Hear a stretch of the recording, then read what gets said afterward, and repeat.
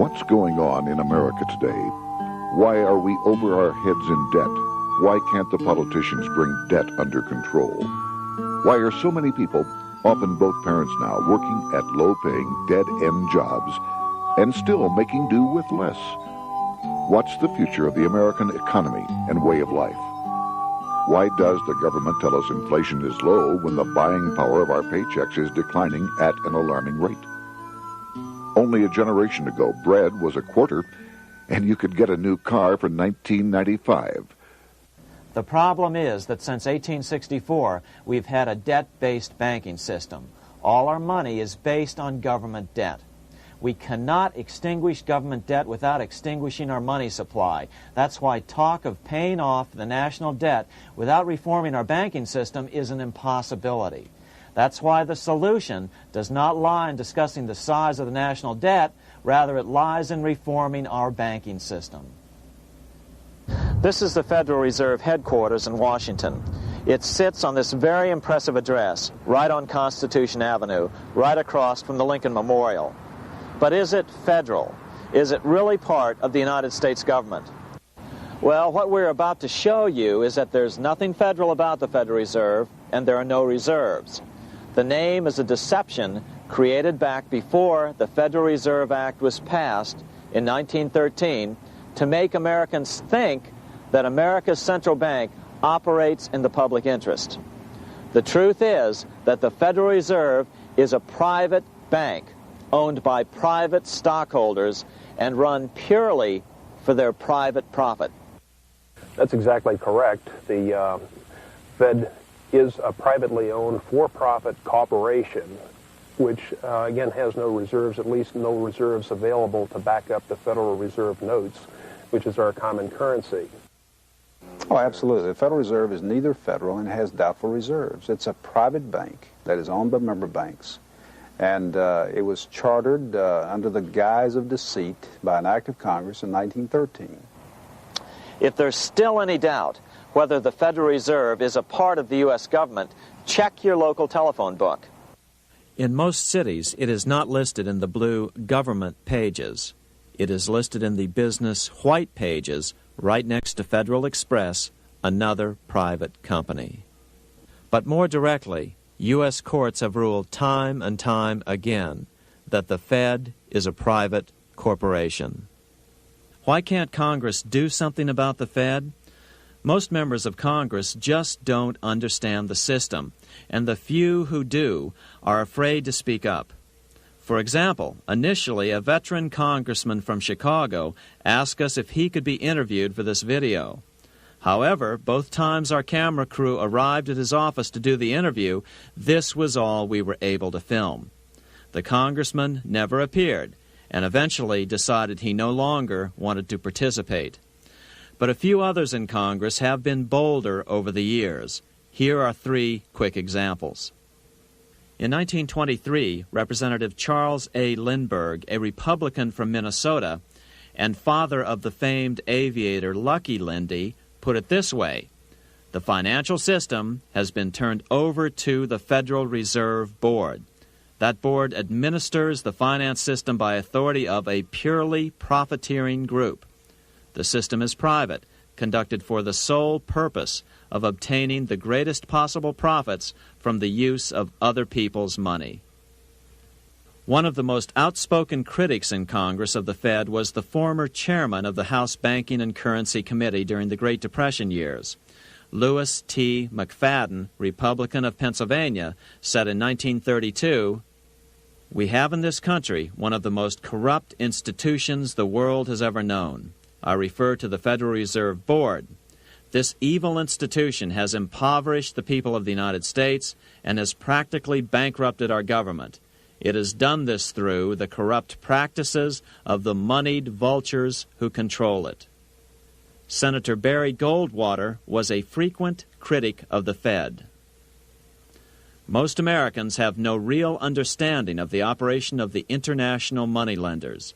The accounts of the Federal Reserve System have never been audited. It operates outside the control of Congress and manipulates the credit of the United States. The Federal Reserve really even though it is not part of the federal government, it is more powerful than the federal government. It's more powerful than the president, the Congress, and the courts. Now, a lot of people challenge me on that, but let me prove my case. The Federal Reserve determines what the average person's car payment is going to be, what their house payment is going to be, and whether they have a job or not. And I submit to you that that's total control. And the Federal Reserve is the largest single creditor of the United States government. What does Proverbs tell us? The borrower is servant to the lender.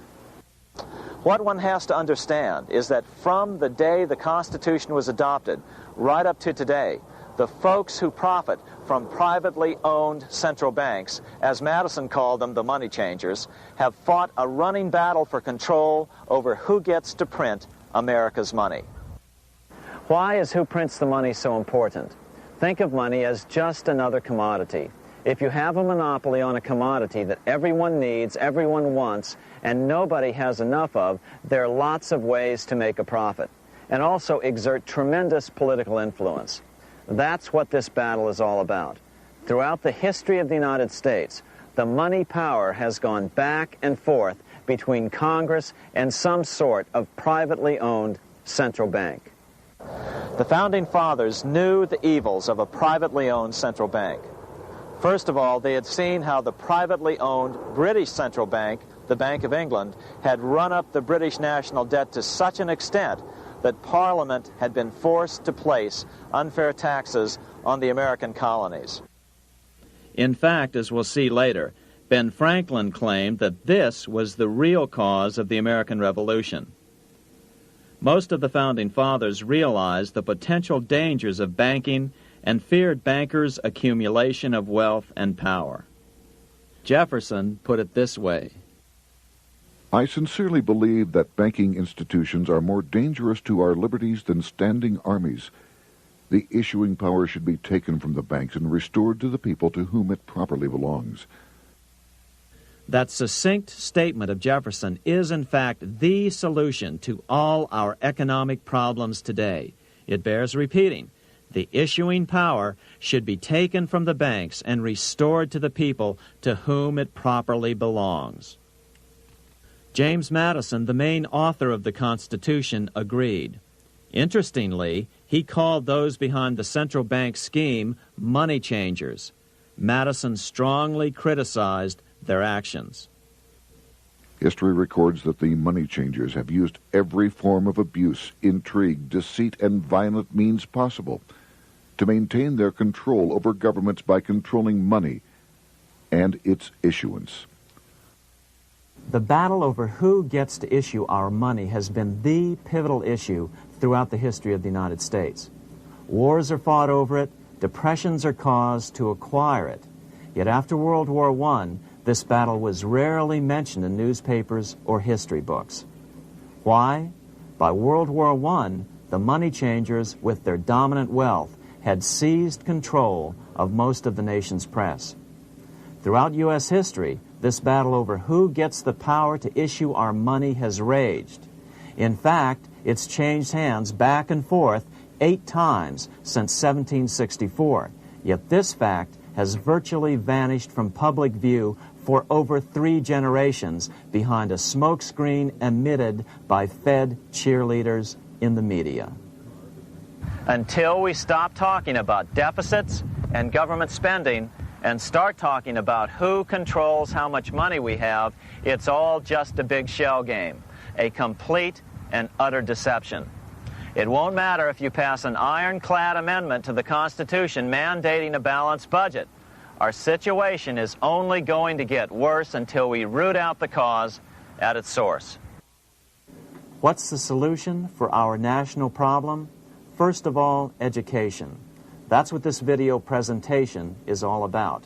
But secondly, we must act. We must take back the power to issue our own money. Issuing our own money is not a radical solution. I want to stress that. It's the same solution used at different points in U.S. history by men like Benjamin Franklin, Thomas Jefferson, Andrew Jackson, Martin Van Buren, and Abraham Lincoln. So, to sum it up, in 1913, Congress gave an independent central bank, deceptively named the Federal Reserve, a monopoly over issuing America's money, and the debt generated by this quasi-private corporation is what is killing the American economy. Though the Federal Reserve is now the most powerful central bank in the world, it was not the first. So where did this idea come from? To really understand the magnitude of the problem, we have to travel back to Europe. Just who are these money changers James Madison spoke of? In the Bible, 2,000 years ago, Jesus drove the money changers from the temple. It was the only time Jesus used force during his ministry. What were money changers doing in the temple? When Jews came to Jerusalem to pay their temple tax, they could only pay it with a special coin, the half shekel of the sanctuary. This was a half ounce of pure silver about this size. It was the only coin around at that time which was pure silver and of assured weight without the image of a pagan emperor. Therefore, to Jews, the half shekel was the only coin acceptable to God. But these coins were not plentiful. The money changers had cornered the market on them. Then they raised the price, just like any other commodity, to whatever the market would bear. In other words, money changers were making exorbitant profits because they held a virtual monopoly on money. The Jews had to pay whatever they demanded. To Jesus, this totally violated the sanctity of God's house.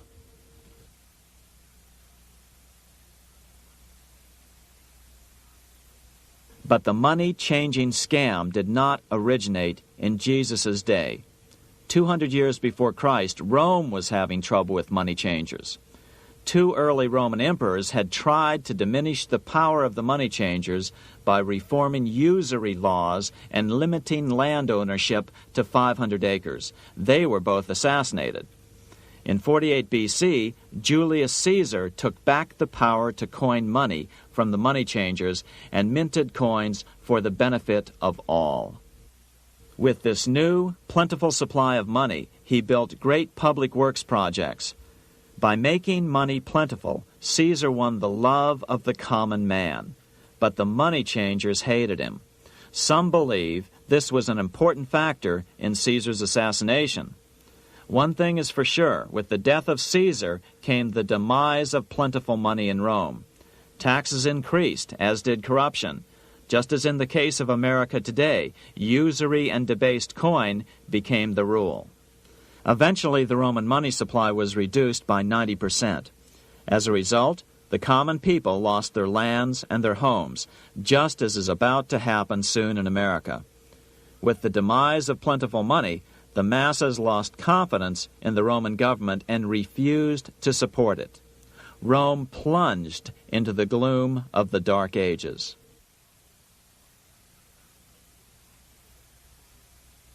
A 1,000 years after the death of Christ, money changers, those who loan out and manipulate the quantity of money, were active in medieval England.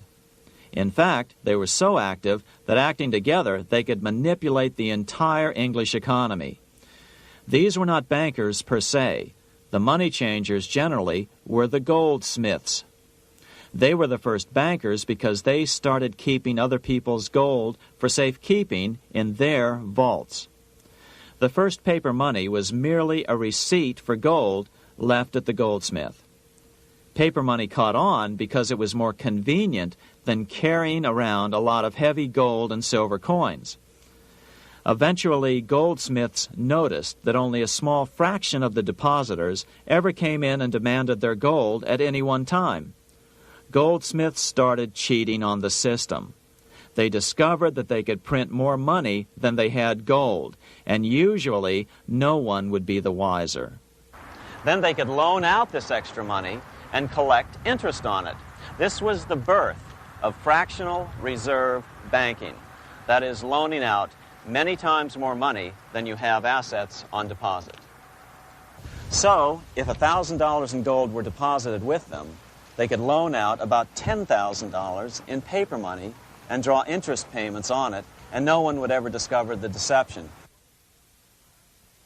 By this means, goldsmiths gradually accumulated more and more wealth and used this wealth to accumulate more and more gold.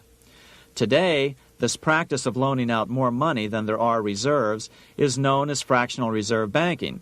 Every bank in the United States is allowed to loan out at least 10 times more money than they actually have. That's why they get rich on charging, let's say, 8% interest. It's not really 8% per year, which is their income. It's 80%.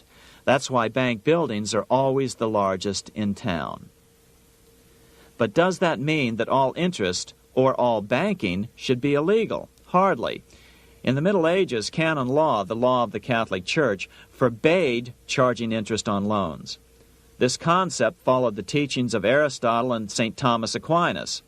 They taught that the purpose of money was to serve the members of society, to facilitate the exchange of goods needed to lead a virtuous life. Interest, in their belief, hindered this purpose by putting an unnecessary burden on the use of money. In other words, interest was contrary to reason and justice. Reflecting church law in the Middle Ages, Europe forbade charging interest on loans and made it a crime called usury. As commerce grew, and therefore opportunities for investment arose in the late Middle Ages, it came to be recognized that to loan money had a cost for the lender, both in risk and in lost opportunity. So some charges were allowed, but not interest per se. But all moralists, no matter what religion, condemn fraud, oppression of the poor, and injustice as clearly immoral. As we will see, fractional reserve lending is rooted in a fraud, results in widespread poverty, and reduces the value of everyone else's money. The ancient goldsmiths discovered that extra profits could be made by rowing the economy between easy money and tight money. When they made money easier to borrow, then the amount of money in circulation expanded. Money was plentiful. People took out more loans to expand their businesses. But then the money changers would tighten the money supply. They would make loans more difficult to get. What would happen? Just what happens today. A certain percentage of people could not repay their previous loans and could not take out new loans to repay the old ones. Therefore, they went bankrupt and had to sell their assets to the goldsmiths for pennies on the dollar. The same thing is still going on today. Only today, we call this rowing of the economy up and down the business cycle. Like Julius Caesar, King Henry I of England finally resolved to take the money power away from the goldsmiths about 1100 A.D. Henry could have used anything as money, seashells, feathers, or even yak dung, as is often done in remote Tibetan provinces. But he invented one of the most unusual money systems in history. It was called the tally stick system. Here I have one of the few surviving examples of this form of British money, which lasted 726 years until 1826, a tally stick. The tally system was adopted to avoid the monetary manipulation of the goldsmiths. Tally sticks were money fabricated out of sticks of polished wood. Notches were cut along one edge of the stick to indicate the denominations. Then the stick was split lengthwise through the notches so that both pieces still had a record of the notches. The king kept one half to protect against counterfeiting. Then he would spend the other half into the economy and they would circulate as money. This particular tally stick is huge. It represented 25,000 pounds. One of the original stockholders in the Bank of England purchased his original shares with this stick. In other words, he bought shares in the world's richest and most powerful corporation with a stick of wood. It's ironic that after its formation in 1694, the Bank of England attacked the tally stick system because it was money outside the power of the money changers, just as King Henry had wanted it to be. Why do people accept sticks of wood for money? That's a great question. Throughout history, people traded anything they thought had value and used as money. You see, the secret is that money is only what people agree on to use as money. What's our paper money today? It's really just paper. But here's the trick. King Henry ordered that tally sticks had to be used to pay the king's taxes. This built-in demand for tally sticks immediately made them circulate and be accepted as money. And they worked well. In fact, no other form of money has worked so well for so long as tally sticks. Keep in mind, the British Empire was built under the tally stick system. The tally stick system succeeded despite the fact that the money changers constantly attacked it by offering the metal coin system as competition. In other words, metal coins never went completely out of circulation, but tally sticks hung on because they were good for the payment of taxes. Finally, in the 1500s, King Henry VIII relaxed the laws concerning usury, and the money changers wasted no time reasserting themselves. They quickly made their gold and silver money plentiful for a few decades. But when Queen Mary took the throne and tightened the usury laws again, the money changers renewed the hoarding of gold and silver coins, forcing the economy to plummet. When Queen Mary's sister, Queen Elizabeth I, took the throne, she was determined to regain control over English money. Her solution was to issue gold and silver coins from the public treasury and take the control over the money supply away from the money changers. Although control over money was not the only cause of the English Revolution in 1642, religious differences fueled the conflict. Monetary policy played a major role. Financed by the money changers, Oliver Cromwell finally overthrew King Charles, purged the Parliament, and put the king to death. The money changers were immediately allowed to consolidate their financial power. The result was that for the next 50 years, the money changers plunged Great Britain into a series of costly wars. They took over a square mile of property in the center of London, known as the City of London. This area today is still known as one of the 3 predominant financial centers of the world. Conflicts with the Stuart kings led the money changers in England to combine with those in the Netherlands to finance the invasion of William of Orange, who overthrew the Stuarts in 1688 and took the English throne.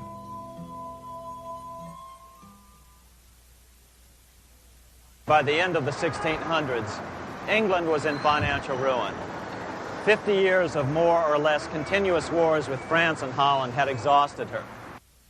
Frantic government officials met with the money changers to beg for the loans necessary to pursue their political purposes.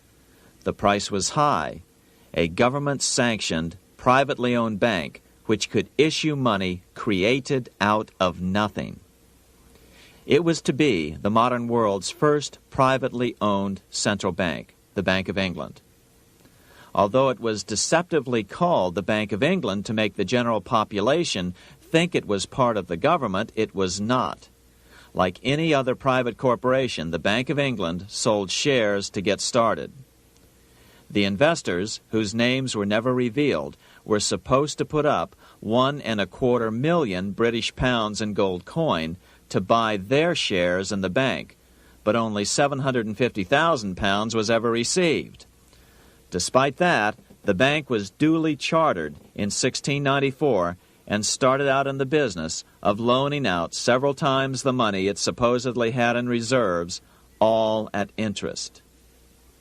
In exchange, the new bank would loan British politicians as much of the new currency as they wanted, as long as they secured the debt by direct taxation of the British people. So, legalization of the Bank of England amounted to nothing less than legal counterfeiting of a national currency for private gain.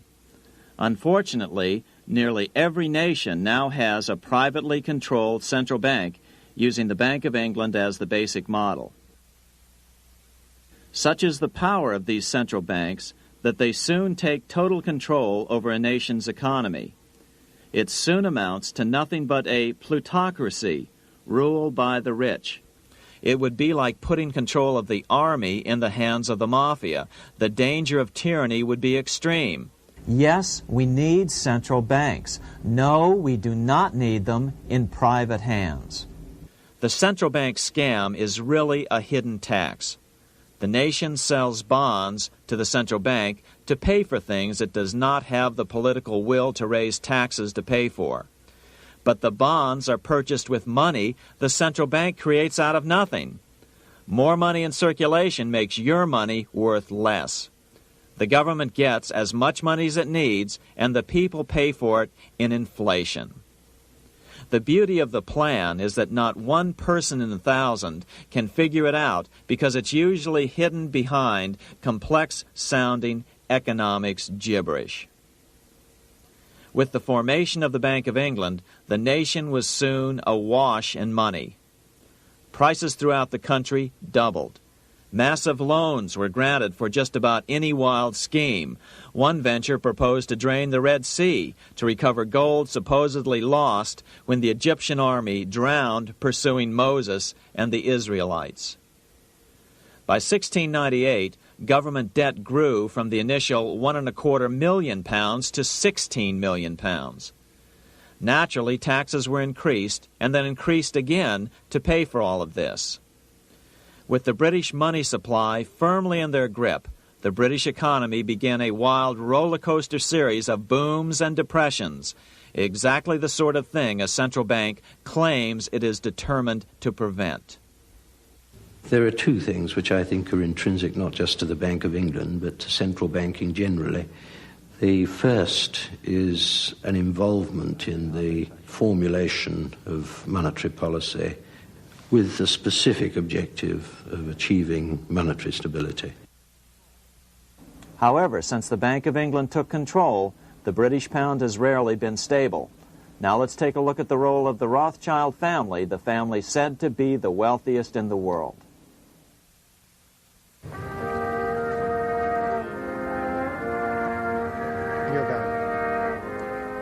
This is Frankfurt, Germany. 50 years after the Bank of England opened its doors, a goldsmith named Amschel Moses Bauer opened a coin shop, a counting house, in 1743. And over the door he placed a sign depicting a Roman eagle on a red shield. The shop became known as the Red Shield Firm, or in German, Rothschild. When his son, Amschel Meyer Bauer, inherited the business, he decided to change his name to Rothschild.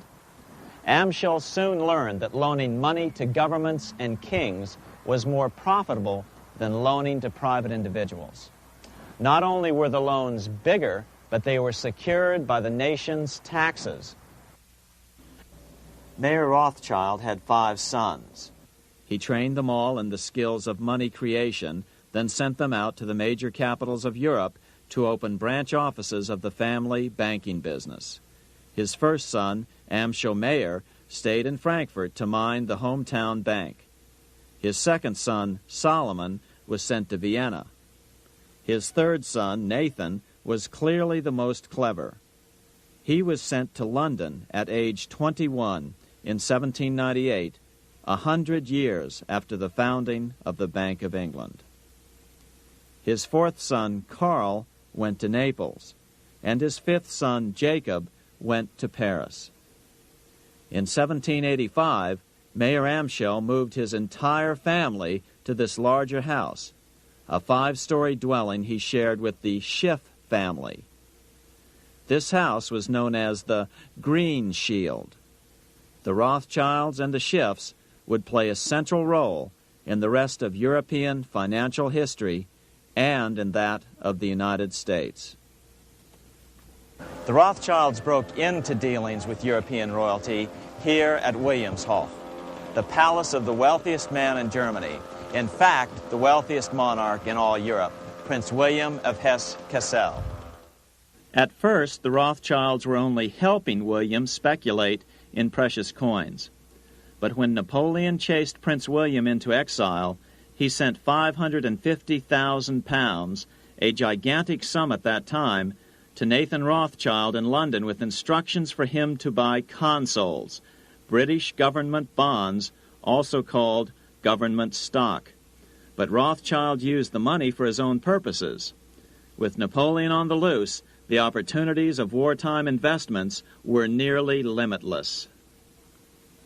William returned here sometime prior to the Battle of Waterloo in 1815. He summoned Rothschild and demanded his money back. The Rothschilds returned William's money with the interest the British consuls would have paid him had the investment actually been made. But the Rothschilds kept all the past profits they had made using William's money. Nathan Rothschild later bragged that in the 17 years he'd been in England, he'd increased his original £20,000 stake given to him by his father by 2,500 times. By cooperating within the family, the Rothschilds soon grew unbelievably wealthy. By the mid-1800s, they dominated all European banking and were certainly the wealthiest family in the world. They financed Cecil Rhodes, making it possible for him to establish a monopoly over the diamond and gold fields of South Africa. In America, they financed the Harrimans and railroads, the Vanderbilts and railroads and the press, and Carnegie in the steel industry, among many others. In fact, during World War I, J.P. Morgan was thought to be the richest man in America. But after his death, it was discovered that he was actually only a lieutenant of the Rothschilds. Once Morgan's will was made public, it was discovered that he owned only 19% of J.P. Morgan companies. By 1850, James Rothschild, the heir of the French branch of the family, was said to be worth 600 million French francs, 150 million more than all the other bankers in France put together. He built this mansion called Ferrier, just east of Paris. Wilhelm I, on seeing it, exclaimed, "Kings couldn't afford this. It could only belong to a Rothschild." Another 19th century French commentator put it this way: "There is but one power in Europe, and that is Rothschild."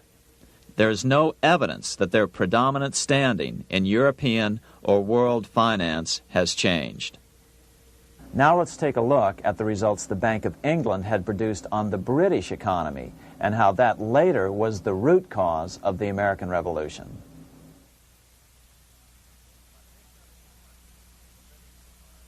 By the mid-1700s, the British Empire was nearing its height of power around the world. But Britain had fought 4 costly wars in Europe since the creation of their privately owned central bank, the Bank of England. The cost had been high. To finance these wars, the British Parliament here had borrowed heavily from the bank. By the mid-1700s, the government's debt here in Britain was £140 million, a staggering sum for those days. Consequently, the British government embarked on a program of trying to raise revenues from their American colonies in order to make their interest payments to the bank. But in America, it was a different story. The scourge of a privately owned central bank had not yet hit. This is Independence Hall in Philadelphia, where the Declaration of Independence and Constitution were signed. In the mid-1700s, pre-revolutionary America was still relatively poor. There was a severe shortage of precious metal coins to trade for goods, so the early colonists were forced to experiment with printing their own homegrown paper money. Some of these experiments were successful. Franklin was a big supporter of the colonies printing their own paper money. In 1757, Franklin was sent to London. He ended up staying for the next 18 years here, nearly until the start of the American Revolution. During this period, the American colonies began to issue their own money. Called colonial scrip, the endeavor was very successful. It provided a reliable medium of exchange, and it also helped to provide a feeling of unity between the colonies.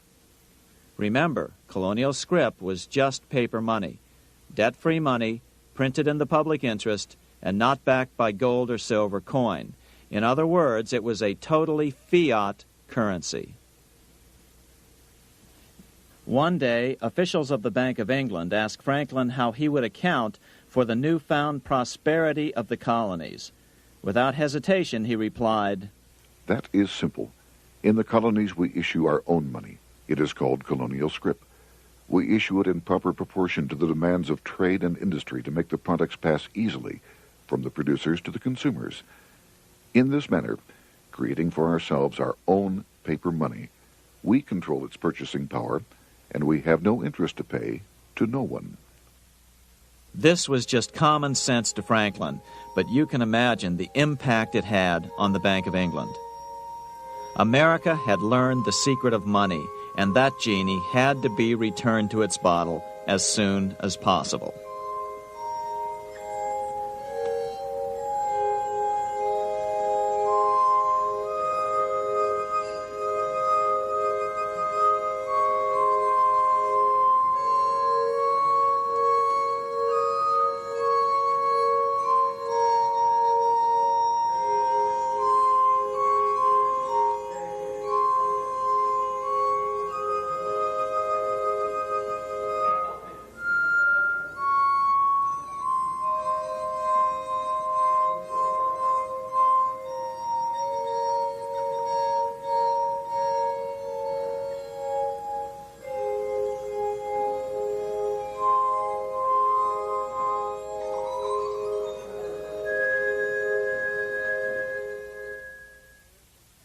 As a result, Parliament hurriedly passed the Currency Act of 1764. This prohibited colonial officials from issuing their own money and ordered them to pay all future taxes in gold or silver coins. In other words, it forced the colonies on a gold or silver standard. For those who still believe that a gold standard is the answer for America's current monetary problems, look what happened to America after that. Writing in his autobiography, Franklin said, "In 1 year, the conditions were so reversed that the era of prosperity ended and a depression set in to such an extent that the streets of the colonies were filled with unemployed." Franklin claims that this was even the basic cause for the American Revolution. As Franklin put it in his autobiography, The colonies would gladly have borne a little tax on tea and other matters had it not been that England took away from the colonies their money, which created unemployment and dissatisfaction.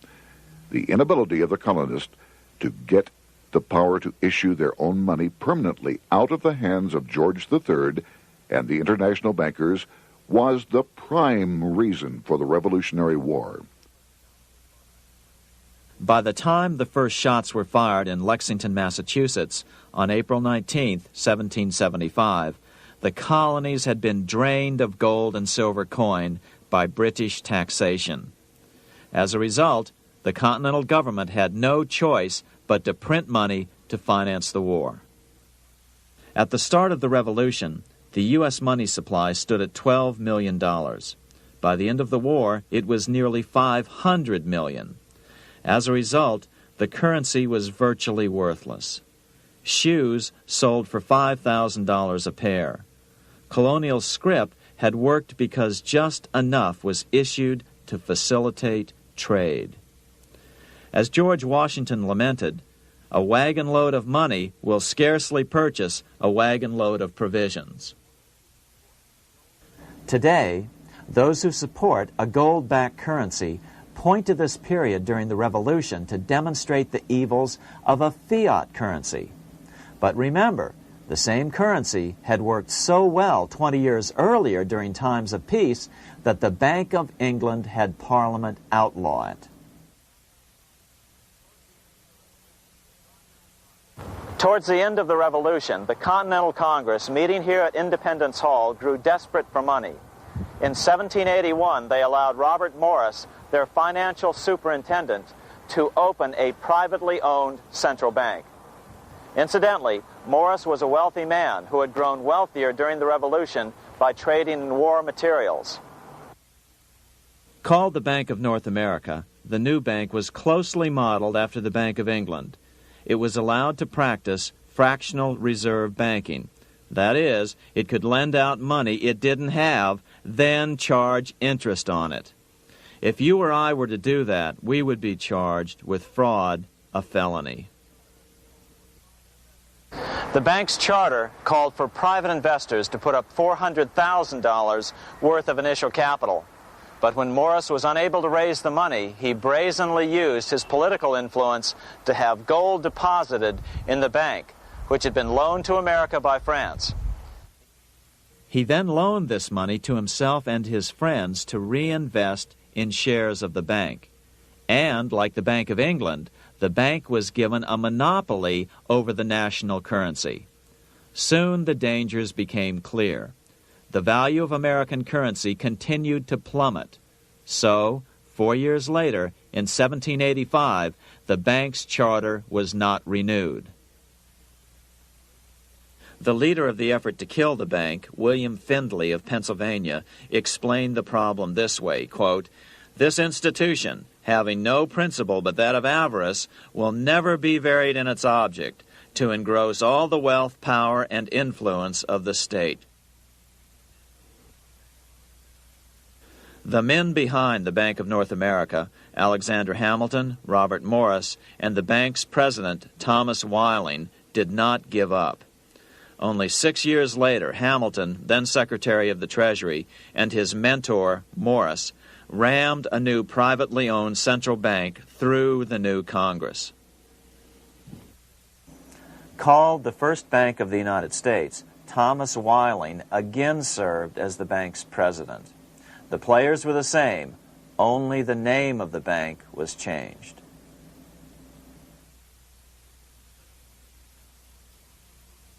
In 1787, colonial leaders assembled in Philadelphia to replace the ailing Articles of Confederation.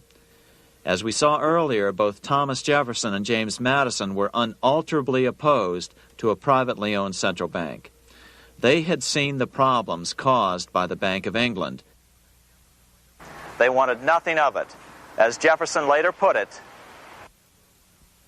"If the American people ever allow private banks to control the issue of their currency, first by inflation, then by deflation, the banks and the corporations which grow up around them will deprive the people of all property until their children wake up homeless on the continent their fathers conquered." During the debate over the future monetary system, another one of the founding fathers, Gouverneur Morris, castigated the motivations of the owners of the Bank of North America. Gouverneur Morris headed the committee that wrote the final draft of the Constitution. Morris knew the motivations of the bank well. Along with his old boss, Robert Morris, Gouverneur Morris and Alexander Hamilton were the ones who had presented the original plan for the Bank of North America to the Continental Congress in the last year of the Revolution. In a letter he wrote to James Madison on July 2nd, 1787, Gouverneur Morris revealed what was really going on. "The rich will strive to establish their dominion and enslave the rest. They always did. They always will. They will have the same effect here as elsewhere if we do not, by the power of government, keep them in their proper spheres." Despite the defection of Gouverneur Morris from the ranks of the bank, Hamilton, Robert Morris, Thomas Whiling, and their European backers were not about to give up. They convinced the bulk of the delegates to the Constitutional Convention to not give Congress the power to issue paper money. Most of the delegates were still reeling from the wild inflation of the paper currency during the Revolution. They had forgotten how well colonial scrip had worked before the war. But the Bank of England had not. The money changers could not stand to have America printing her own money again. So the Constitution is silent on the matter. This grievous defect left the door wide open for the money changers, just as they had planned.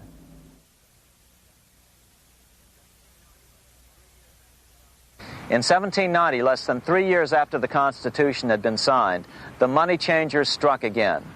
The newly appointed first Secretary of the Treasury, Alexander Hamilton, proposed a bill to the Congress calling for a new, privately owned central bank. Coincidentally, that was the very year that Amschel Rothschild made his pronouncement from his flagship bank in Frankfurt. Let me issue and control a nation's money, and I care not who writes the laws. Alexander Hamilton was a tool of the international bankers, and he wanted to create the U.S. Bank, the BUS, or the Bank of the United States, and did so. Interestingly, one of Hamilton's first jobs after graduating from law school in 1782 was as an aide to Robert Morris, the head of the Bank of North America. In fact, the year before, Hamilton had written Morris a letter saying, "A national debt, if it is not excessive, will be to us a national blessing." A blessing to whom? After a year of intense debate, in 1791, Congress passed the bill and gave it a 20-year charter. The new bank was to be called the First Bank of the United States, or BUS. Here we are in front of the First Bank of the United States in Philadelphia. The bank was given a monopoly on printing U.S. currency, even though 80% of its stock would be held by private investors. The other 20% would be purchased by the U.S. government. But the reason was not to give the government a piece of the action. It was to provide the capital for the other 80% owners. As with the old Bank of North America and the Bank of England before that, the stockholders never paid the full amount for their shares. The U.S. government put up their initial $2 million in cash.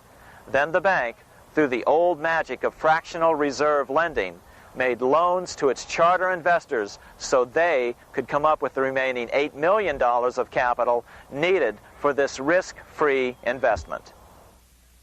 Like the Bank of England, the name of the Bank of the United States was deliberately chosen to hide the fact that it was privately controlled. And like the Bank of England, the names of the investors in the bank were never revealed. Many years later, it was a common saying that the Rothschilds were the power behind the old Bank of the United States.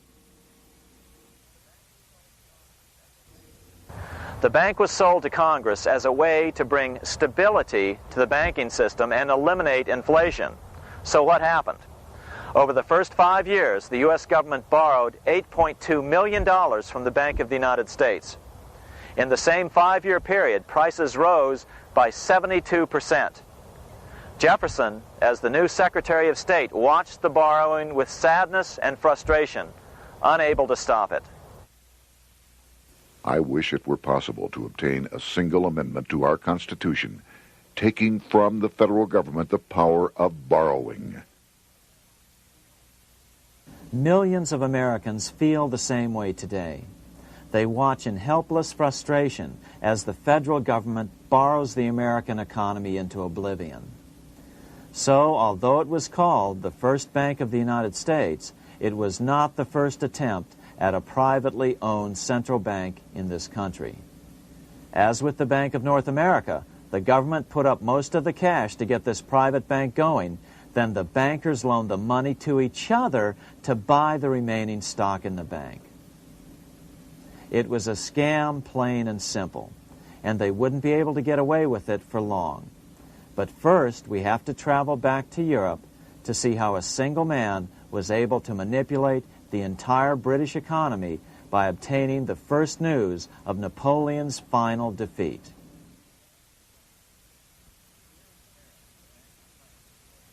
Here in Paris, the Bank of France was organized in 1800, just like the Bank of England.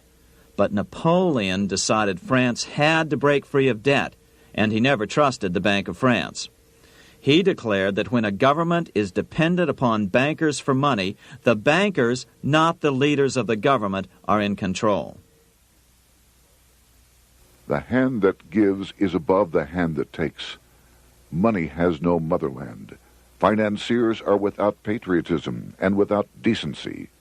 Their sole object is gain. Back in America, unexpected help was about to arrive. In 1800, Thomas Jefferson narrowly defeated John Adams to become the third president of the United States. By 1803, Jefferson and Napoleon had struck a deal. The U.S. would give Napoleon $3 million in gold in exchange for a huge chunk of territory west of the Mississippi River, the Louisiana Purchase. With that $3 million, Napoleon quickly forged an army and set off across Europe, conquering everything in his path. But the Bank of England quickly rose to oppose him. They financed every nation in his path, reaping the enormous profits of war. Prussia, Austria, and finally Russia all went heavily into debt in a futile attempt to stop Napoleon. 4 years later, with the main French army in Russia, 30-year-old Nathan Rothschild, the head of the London office of the Rothschild family, personally took charge of a bold plan to smuggle a much-needed shipment of gold right through France to finance an attack by the Duke of Wellington from Spain. Nathan later bragged at a dinner party in London that it was the best business he'd ever done. Little did he know that he would do much better business in the near future.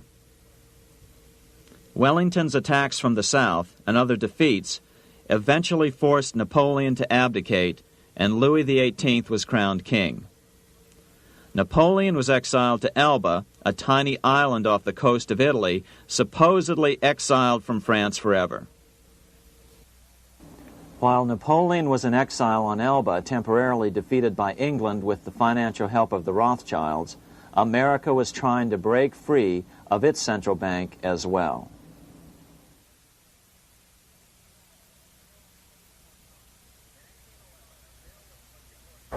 In 1811, a bill was put before Congress to renew the charter of the Bank of the United States. The debate grew very heated, and the legislatures of both Pennsylvania and Virginia passed resolutions asking Congress to kill the bank. The press corps of the day attacked the bank openly, calling it a great swindle, a vulture, a viper, and a cobra. Oh, to have an independent press once again in America. A congressman named P.B. Porter attacked the bank from the floor of Congress, saying if the bank's charter was renewed, Congress, quote, will have planted in the bosom of this Constitution a viper, which one day or another will sting the liberties of this country to the heart, close quote. Prospects didn't look that good for the bank.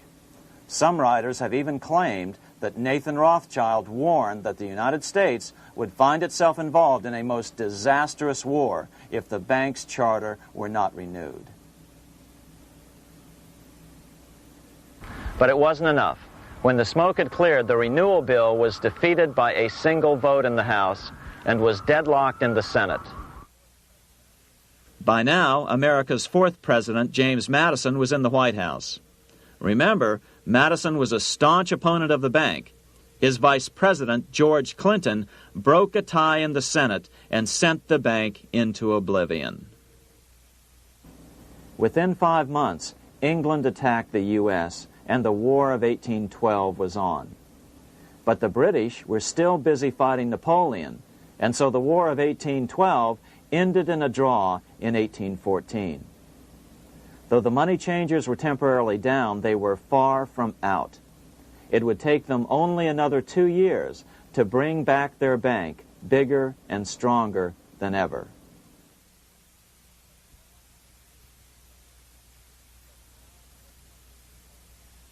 But now let's return to Napoleon, because nothing else in history more aptly demonstrates the ingenuity of the Rothschild family than their control of the British stock market after Waterloo.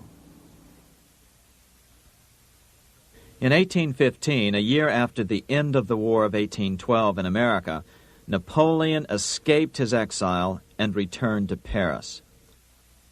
French troops were sent out to capture him, but such was his charisma that the soldiers rallied around their old leader and hailed him as their emperor once again. In March of 1815, Napoleon equipped an army which Britain's Duke of Wellington defeated less than 90 days later at Waterloo. Some writers claim Napoleon borrowed £5 million from the Bank of England to rearm, but it appears these funds actually came from the Ouvard banking house in Paris. Nevertheless, from about this point on, it was not unusual for privately controlled central banks to finance both sides in a war. Why would a central bank finance opposing sides in a war? Because war is the biggest debt generator of them all. A nation will borrow any amount for victory. The ultimate loser is loaned just enough to hold out the vain hope of victory, and the ultimate winner is given enough to win. Besides, such loans are usually conditioned upon the guarantee that the victor will honor the debts of the vanquished.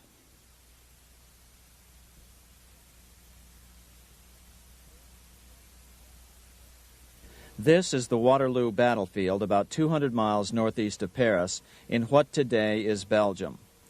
Here Napoleon suffered his final defeat, but not before thousands of French and Englishmen gave their lives on a steamy summer day in July of 1815. Right over there, on June 18, 1815, 74,000 French troops met 67,000 troops from Britain and other European nations. The outcome was certainly in doubt. In fact, had Napoleon attacked a few hours earlier, he would probably have won the battle. But no matter who won or lost, back in London, Nathan Rothschild planned to use the opportunity to try to seize control over the British stock and bond market and possibly even the Bank of England. Rothschild stationed a trusted agent, a man named Rothworth, on the north side of the battlefield, closer to the English Channel. Once the battle had been decided, Rothworth took off for the Channel. He delivered the news to Nathan Rothschild a full 24 hours before Wellington's own courier. Rothschild hurried to the stock market and took up his usual position in front of an ancient pillar. All eyes were on him. The Rothschilds had a legendary communications network. If Wellington had been defeated and Napoleon was loose on the continent again, Britain's financial situation would become grave indeed. Rothschild looked saddened. He stood there motionless, eyes downcast. Then suddenly he began selling. Other nervous investors saw that Rothschild was selling. It could only mean one thing. Napoleon must have won, Wellington must have lost. The market plummeted. Soon everyone was selling their consols, their British government bonds, and prices dropped sharply. But then Rothschild started secretly buying up the consols through his agents for only a fraction of their worth hours before. Myths, legends, you say? 100 years later, the New York Times ran a story which said that Nathan's grandson had attempted to secure a court order to suppress a book with this stock market story in it. The Rothschild family claimed the story was untrue and libelous, but the court denied the Rothschilds' request and ordered the family to pay all court costs. What's even more interesting about this story is that some authors claim that the day after the Battle of Waterloo, in a matter of hours, Nathan Rothschild came to dominate not only the bond market, but the Bank of England as well. Whether or not the Rothschild family seized control of the Bank of England, the first privately owned central bank in a major European nation and the wealthiest, one thing is certain. By the mid-1800s, the Rothschilds were the richest family in the world, bar none. They dominated the new government bond markets and branched into other banks and industrial concerns. In fact, the rest of the 19th century was known as the Age of the Rothschilds. Despite this overwhelming wealth, the family has generally cultivated an aura of invisibility. Although the family controls scores of industrial, commercial, mining, and tourist corporations, only a handful bear the Rothschild name. By the end of the 19th century, one expert estimated that the Rothschild family controlled half the wealth of the world. Whatever the extent of their vast wealth, it is reasonable to assume that their percentage of the world's wealth has increased since then. But since the turn of the century, the Rothschilds have cultivated the notion that their power has somehow waned even as their wealth increases.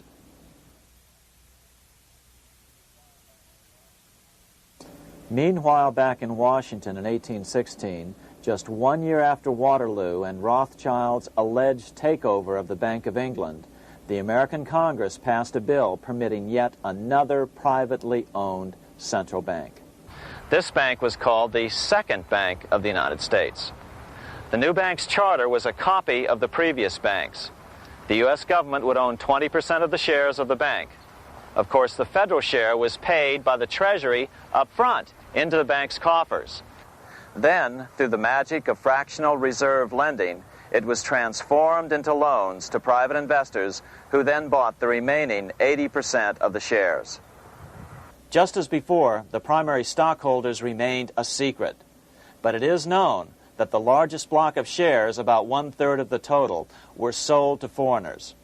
As one observer put it, it is certainly no exaggeration to say that the Second Bank of the United States was rooted as deeply in Britain as it was in America. So, by 1816, some authors claim the Rothschilds had taken control over the Bank of England and backed a new, privately owned central bank in America as well.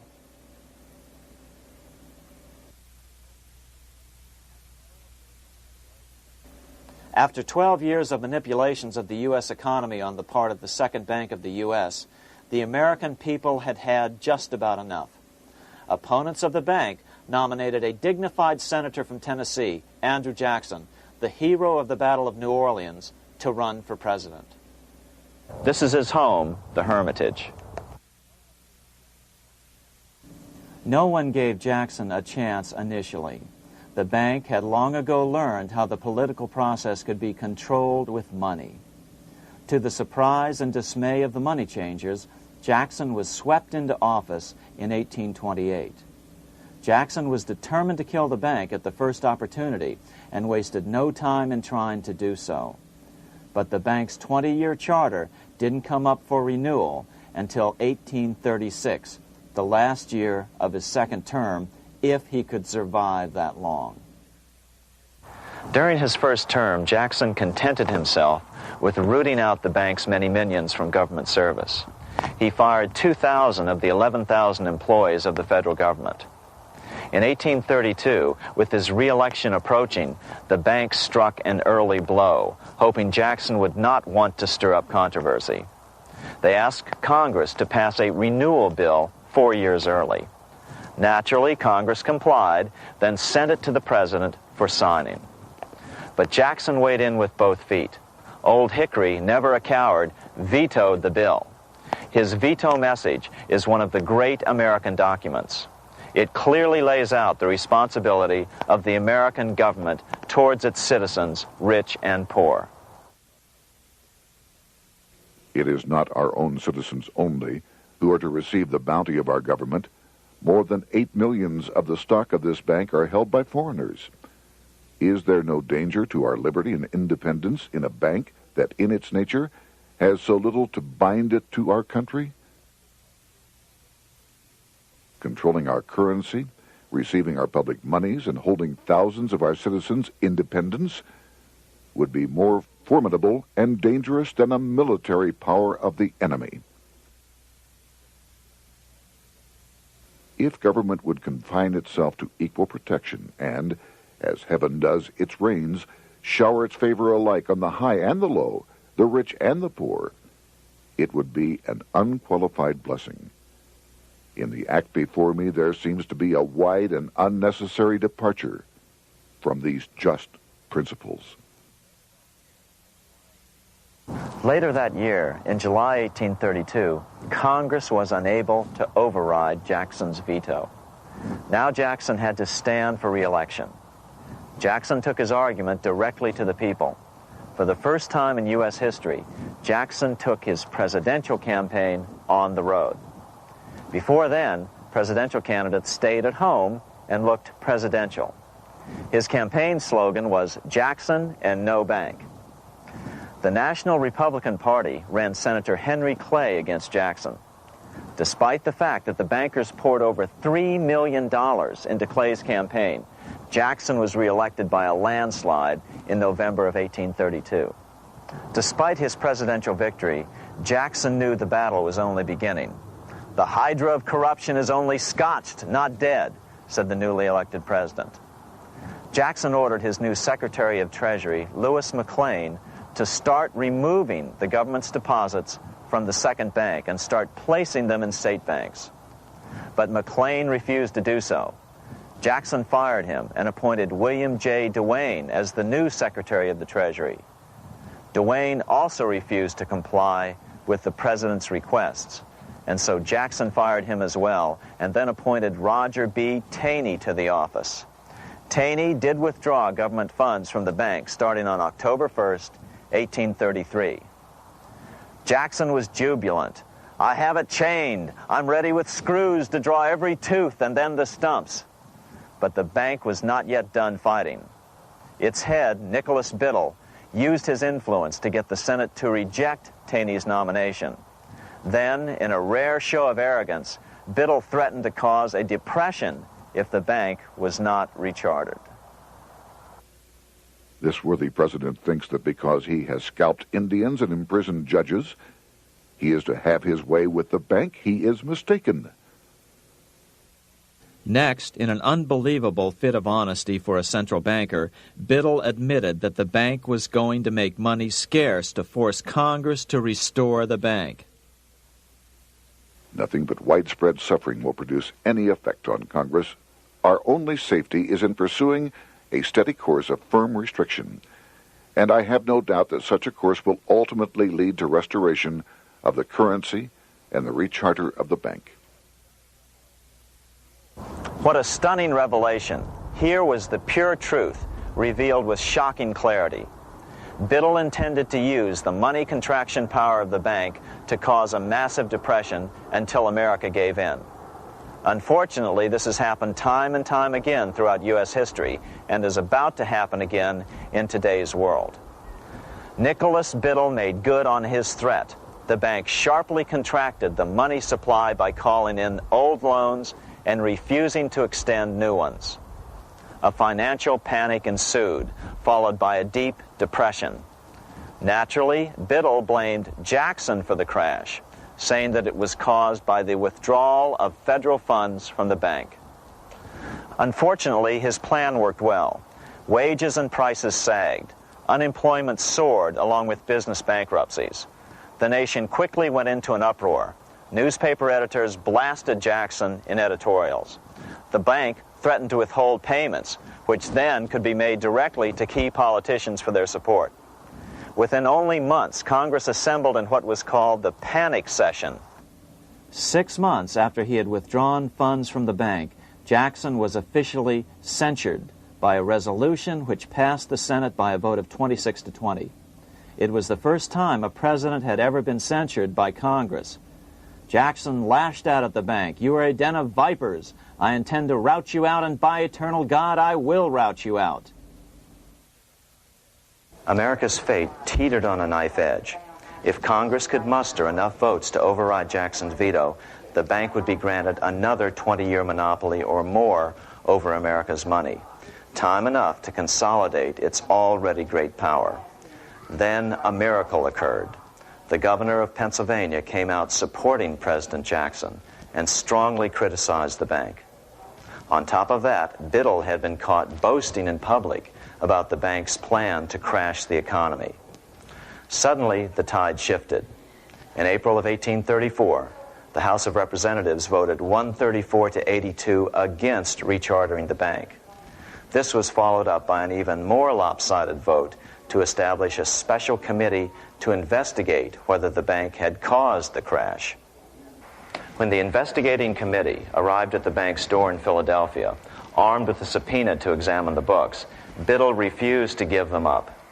Nor would he allow inspection of correspondence with congressmen relating to their personal loans and advances he'd made to them. He also refused to testify before the committee back in Washington.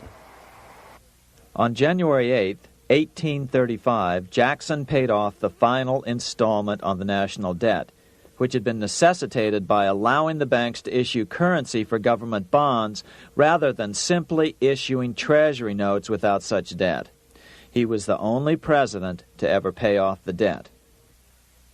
A few weeks later, on January 30th, 1835, an assassin by the name of Richard Lawrence tried to shoot President Jackson, but by the grace of God, both pistols misfired. Lawrence was later found not guilty by reason of insanity. After his release, he bragged to friends that powerful people in Europe had put him up to the task and promised to protect him if he were caught. The following year, when its charter ran out, the Second Bank of the United States ceased functioning as the nation's central bank. Biddle was later arrested and charged with fraud. He was tried and acquitted, but died shortly thereafter while still tied up in civil suits. After his second term as president, Jackson retired here to the Hermitage outside of Nashville to live out his life. He is still remembered here for his determination to kill the bank. In fact, he killed it so well that it took the money changers 77 years to undo the damage. When asked what his most important accomplishment had been, Jackson replied, "I killed the bank." Unfortunately, even Jackson failed to grasp the entire picture and its root cause. Although Jackson had killed the central bank, the most insidious weapon of the money changers, fractional reserve banking, remained in use by the numerous state-chartered banks. This fueled economic instability in the years before the Civil War. Still, the central bankers were out, and as a result, America thrived as it expanded westward. During this time, the principal money changers struggled to regain their lost centralized power, but to no avail. Then, finally, they reverted to the old central bankers' formula: war to create debt and dependency. If they couldn't get their central bank any other way, America could be brought to its knees by plunging it into a civil war, just as they had done in 1812 after the first Bank of the United States was not rechartered. 1 month after the inauguration of Abraham Lincoln, the first shots of the American Civil War were fired here at Fort Sumter, South Carolina, on April 12, 1861.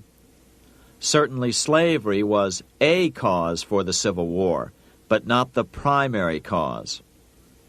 Lincoln knew that the economy of the South depended upon slavery, and so before the Civil War, he had no intention of eliminating it. Lincoln had put it this way in his inaugural address only 1 month earlier. I have no purpose, directly or indirectly, to interfere with the institution of slavery in the states where it now exists. I believe I have no lawful right to do so, and I have no inclination to do so. Even after the first shots were fired here at Fort Sumter, Lincoln continued to insist that the Civil War was not about the issue of slavery. My paramount objective is to save the Union, and it is not either to save or destroy slavery. If I could save the Union without freeing any slave, I would do it. So what was the Civil War all about? There were many factors at play. Northern industrialists had used protective tariffs to prevent the southern states from buying cheaper European goods. Europe retaliated by stopping cotton imports from the South. The southern states were in a double financial bind. They were forced to pay more for most of the necessities of life, while their income from cotton exports plummeted. The South was angry. But there were other factors at work. The money changers were still stung by America's withdrawal from their control 25 years earlier. Since then, America's wildcat economy had made the nation rich, a bad example for the rest of the world. The central bankers now saw an opportunity to split the rich new nation, to divide and conquer by war. Was this just some sort of wild conspiracy theory at the time? Well, let's take a look at what a well-placed observer of the scene had to say at the time. His name was Otto von Bismarck, Chancellor of Germany, the man who united the German states a few years later. The division of the United States into federations of equal force was decided long before the Civil War by the high financial powers of Europe. These bankers were afraid that the United States, if they remained as one bloc and as one nation, would attain economic and financial independence which would upset their financial domination over the world. Within months after the first shots here at Fort Sumter, the central bankers loaned Napoleon III of France, the nephew of the Waterloo Napoleon, 210 million francs to seize Mexico and station troops along the southern border of the U.S., taking advantage of their war to violate the Monroe Doctrine and return Mexico to colonial rule. No matter what the outcome of the Civil War, a weakened America, heavily indebted to the money changers, would open up Central and South America once again to European colonization and domination. The very thing America's Monroe Doctrine had forbade in 1823. At the same time, Great Britain moved 11,000 troops into Canada and positioned them menacingly along America's northern border.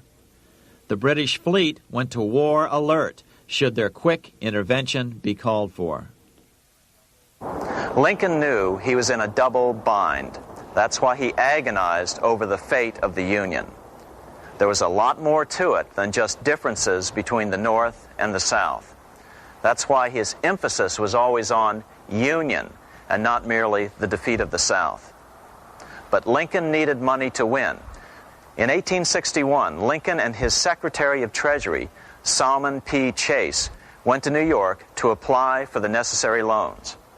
The money changers, anxious to see the Union fail, offered loans at 24 to 36% interest.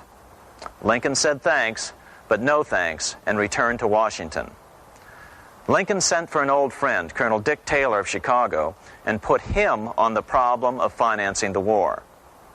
During one meeting, Lincoln asked Taylor what he'd discovered. Taylor put it this way. Why, Lincoln, that is easy. Just get Congress to pass a bill authorizing the printing of full legal tender Treasury notes, and pay your soldiers with them, and go ahead and win your war with them also. When Lincoln asked if the people of the United States would accept the notes, Taylor said, "The people, or anyone else, will not have any choice in the matter if you make them full legal tender. They will have the full sanction of the government and be just as good as any money, as Congress is given that express right by the Constitution." So that's exactly what Lincoln did. In 1862-63, he printed up $450 million worth of the new bills. In order to distinguish them from other banknotes in circulation, he printed them in green ink on the back side. That's why the notes were called greenbacks. With this new money, Lincoln paid the troops and bought their supplies. During the course of the war, nearly $450 million worth of greenbacks were printed at no interest to the federal government. Lincoln understood who was really pulling the strings and what was at stake for the American people. This is how he explained his rationale. The government should create, issue, and circulate all the currency and credit needed to satisfy the spending power of the government and the buying power of consumers. The privilege of creating and issuing money is not only the supreme prerogative of government, but it is the government's greatest creative opportunity. By the adoption of these principles, the taxpayers will be saved immense sums of interest. Money will cease to be master and become the servant of humanity. A truly incredible editorial in the London Times explained the central bankers' attitude towards Lincoln's greenbacks. If this mischievous financial policy, which has its origins in North America, shall become indurated down to a fixture, then That government will furnish its own money without cost. It will pay off debts and be without debt. It will have all the money necessary to carry on its commerce. It will become prosperous without precedent in the history of the world. The brains and wealth of all countries will go to North America. That country must be destroyed, or it will destroy every monarchy on the globe. The scheme was effective, so effective that the next year, 1863, with Federal and Confederate troops beginning to mass for the decisive battle of the Civil War, and the Treasury in need of further congressional authority to issue more greenbacks, Lincoln allowed the bankers to push through the National Bank Act. These new national banks would operate under a virtual tax-free status and collectively had the exclusive monopoly power to create the new form of money, banknotes. Though greenbacks continued to circulate, their numbers were not increased. But most importantly, from this point on, the entire U.S. money supply would be created out of debt by bankers buying U.S. government bonds and issuing them for reserves for banknotes.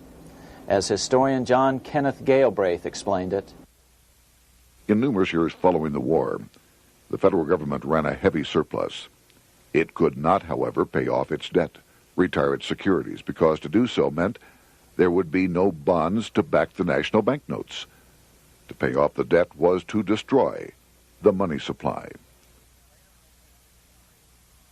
Later in 1863, Lincoln got some unexpected help from Tsar Alexander II of Russia. The Tsar, like Bismarck in Germany, knew what the international money changers were up to and had steadfastly refused to let them set up a central bank in Russia. If America survived and was able to remain out of their clutches, the Tsar's position would remain secure. If the bankers were successful at dividing America and giving the pieces back to Great Britain and France, both nations under control of their central banks, eventually they would threaten Russia again. So the Tsar gave orders that if either England or France actively intervened and gave aid to the South, Russia would consider such action as a declaration of war. He did the same with part of his Pacific Fleet and sent them to port in San Francisco. Lincoln was reelected the next year, 1864. Had he lived, he would surely have killed the national bank's money monopoly extracted from him during the war. On November 21, 1864, he wrote a friend the following: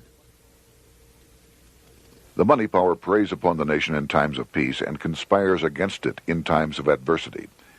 It is more despotic than monarchy, more insolent than autocracy, more selfish than bureaucracy. Shortly before Lincoln was murdered, his former Secretary of Treasury, Salmon P. Chase, bemoaned his role in helping secure the passage of the National Banking Act only 1 year earlier. My agency in promoting the passage of the National Banking Act was the greatest financial mistake in my life. It has built up a monopoly which affects every interest in the country.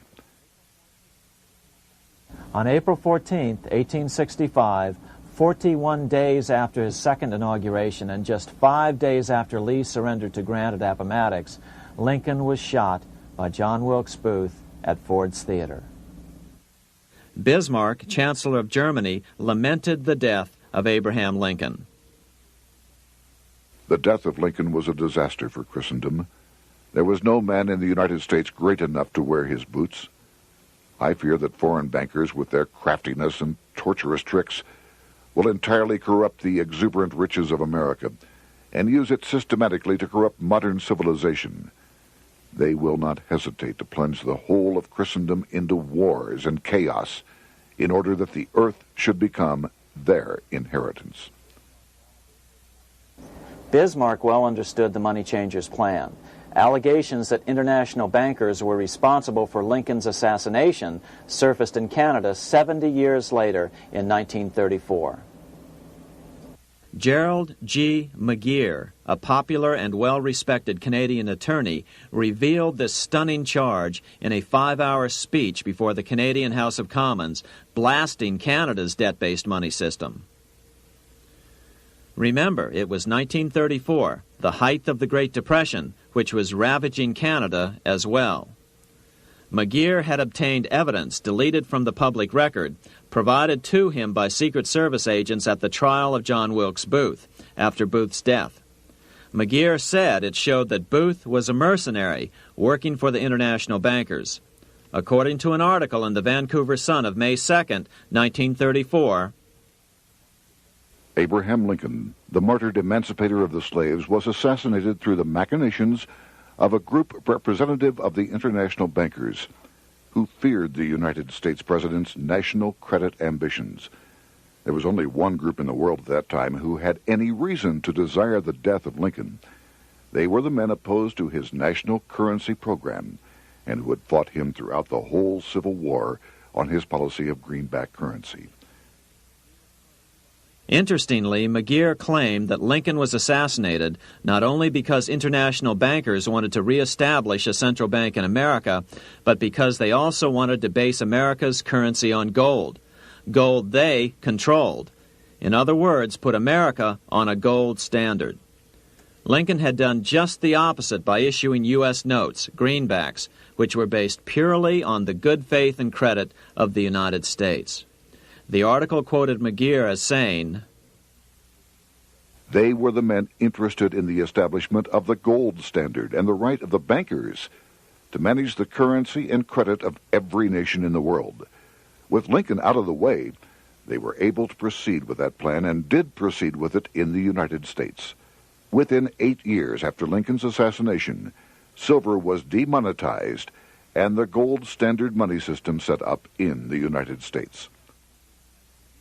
Not since Lincoln has the U.S. issued debt-free United States notes. These red-sealed bills, which were issued in 1963, were not a new issue from President Kennedy, but merely the old greenbacks reissued year after year. In another act of folly and ignorance, the 1994 Regal Act actually authorized the replacement of Lincoln's greenbacks with debt-based notes. In other words, greenbacks were in circulation in the United States until 1994.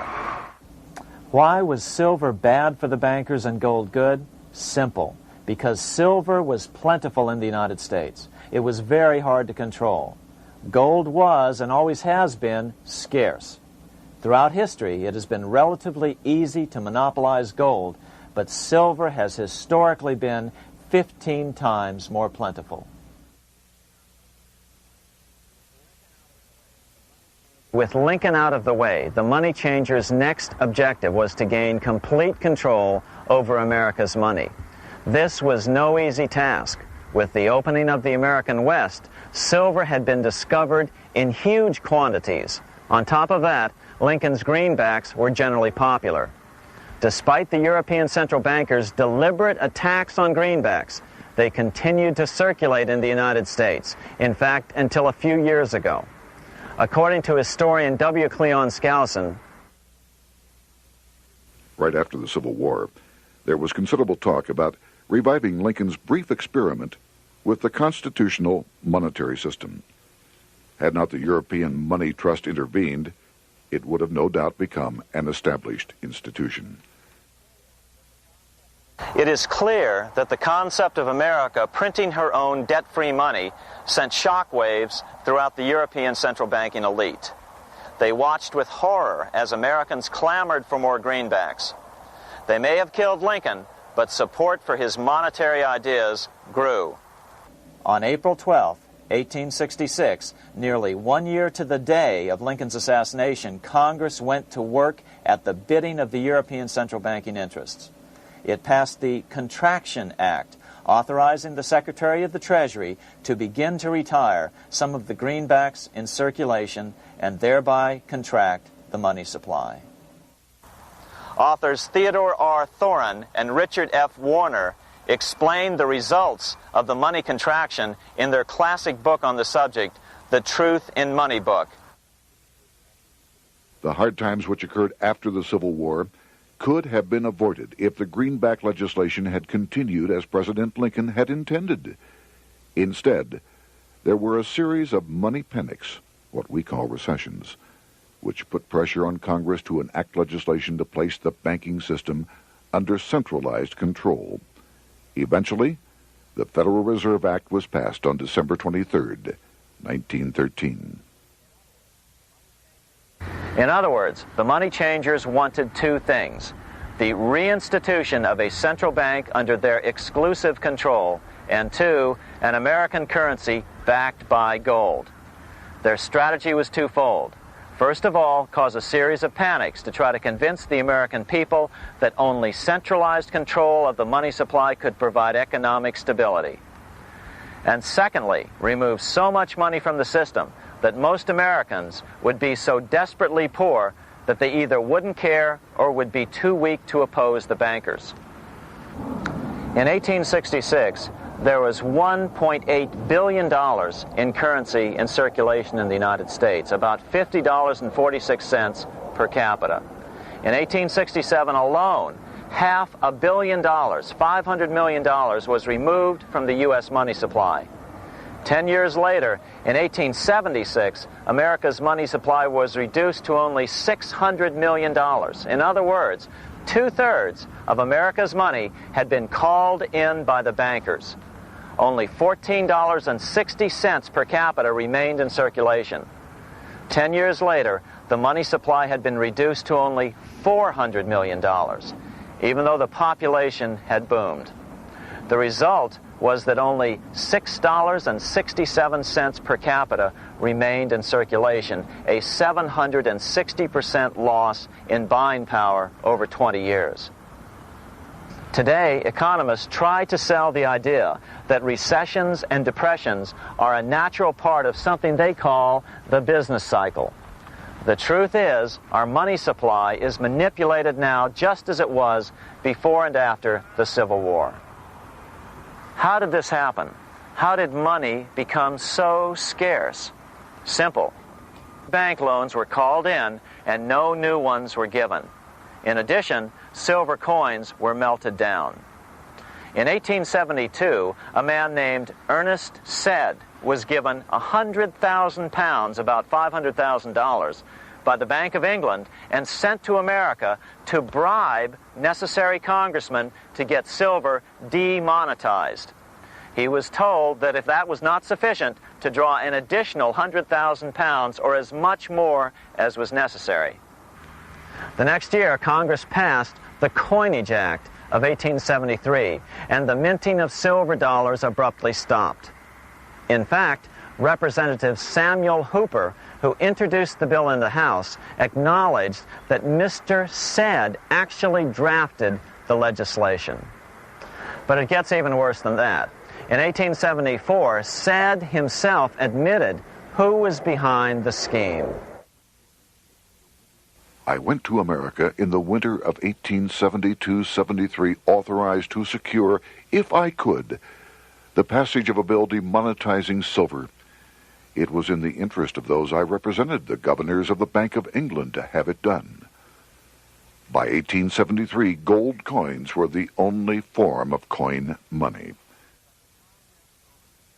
But the contest over control of America's money was not yet over.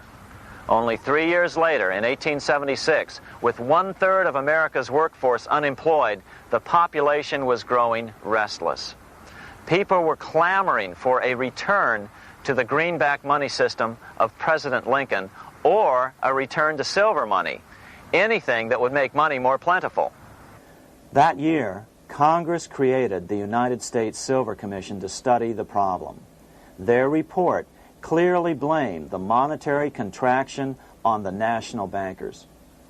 The report is interesting because it compares the deliberate money contraction by the national bankers after the Civil War to the fall of the Roman Empire. The disaster of the Dark Ages was caused by decreasing money and falling prices. Without money, civilization could not have had a beginning, and with a diminishing supply, it must languish, and unless relieved, finally perish. At the Christian era, the metallic money of the Roman Empire amounted to $1,800,000,000. By the end of the 15th century, it had shrunk to less than $200 million. History records no other such disastrous transition as that from the Roman Empire to the Dark Ages.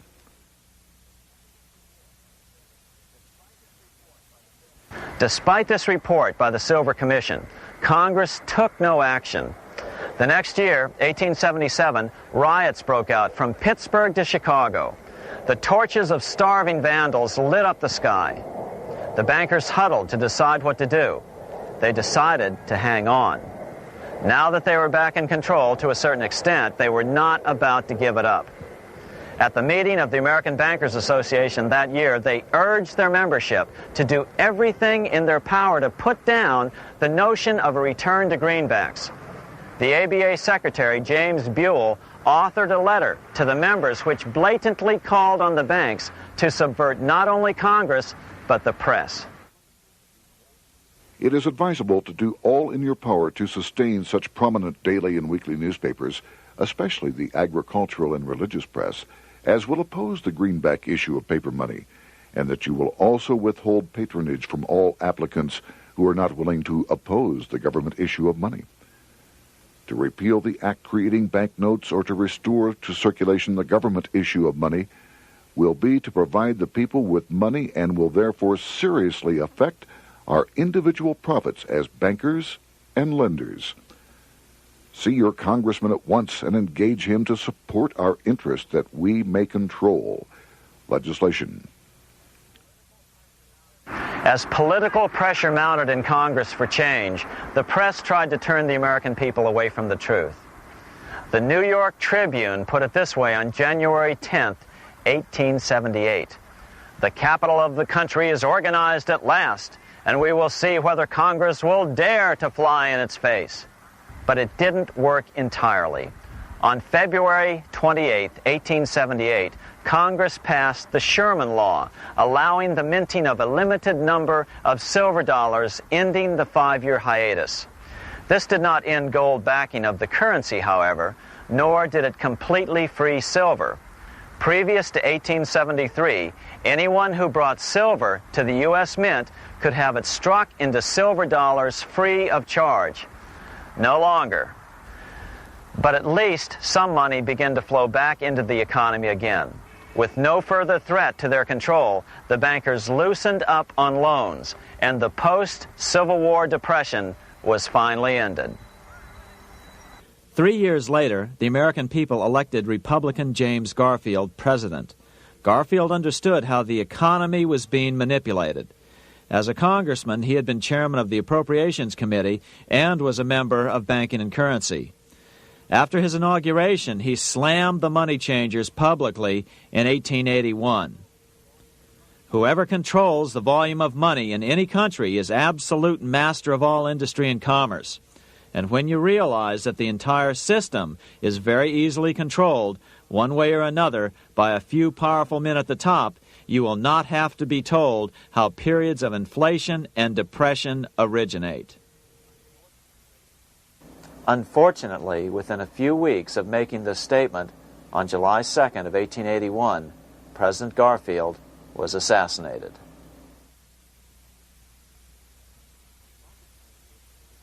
The money changers were gathering strength fast. They began a periodic fleecing of the flock, as they called it, by creating economic booms followed by further depressions so they could buy up thousands of homes and farms for pennies on the dollar. In 1891, the money changers prepared to take the American economy down again, and their methods and motives were laid out with shocking clarity in a memo sent out by the American Bankers Association, the ABA, an organization in which most bankers were members. Notice that this memo called for bankers to create a depression on a certain date 3 years in the future. According to the Congressional Record, here's how it read in part. On September 1st, 1894, we will not renew our loans under any consideration. On September 1st, we will demand our money. We will foreclose and become mortgagees in possession. We can take 2/3 of the farms west of the Mississippi and thousands of them east of the Mississippi as well at our price. Then the farmers will become tenants, as in England. These depressions could be controlled because America was on the gold money standard. Since gold is scarce, it's one of the easiest commodities to manipulate. People wanted silver money legalized again so they could escape the stranglehold the money changers had on gold money. People wanted silver money reinstated, reversing Mr. Said's Act of 1873, by then called the Crime of 73. By 1896, the issue of more silver money had become the central issue in the presidential campaign. William Jennings Bryan, a senator from Nebraska, ran for president as a Democrat on the free silver issue. At the Democratic National Convention in Chicago, he made an emotional speech which won him the nomination entitled Crown of Thorns and Cross of Gold. Though Bryan was only 36 years old at the time, this speech is widely regarded as the most famous oration ever made before a political convention. In the dramatic conclusion, Bryan said, "We will answer their demand for a gold standard by saying to them, you shall not press down upon the brow of labor this crown of thorns. You shall not crucify mankind upon a cross of gold." The bankers lavishly supported the Republican candidate, William McKinley, who favored the gold standard. The resulting contest was amongst the most fiercely contested presidential races in American history. Bryan made over 600 speeches in 27 states. The McKinley campaign got manufacturers and industrialists to inform their employees that if Bryan were elected, all factories and plants would close and there would be no work. The ruse succeeded. McKinley beat Bryan by a small margin. Bryan ran for president again in 1900 and in 1908, but fell short each time. During the 1912 Democratic Convention, Bryan was a powerful figure who helped Woodrow Wilson win the nomination. When Wilson became president, he appointed Bryan as Secretary of State, but Bryan soon became disenchanted with the Wilson administration. Bryan served only 2 years in the Wilson administration before resigning in 1915 over the highly suspicious sinking of the Lusitania, the event which was used to drive America into World War I. Although William Jennings Bryan never gained the presidency, his efforts delayed the money changers for 17 years from attaining their next goal, a new, privately owned central bank for America.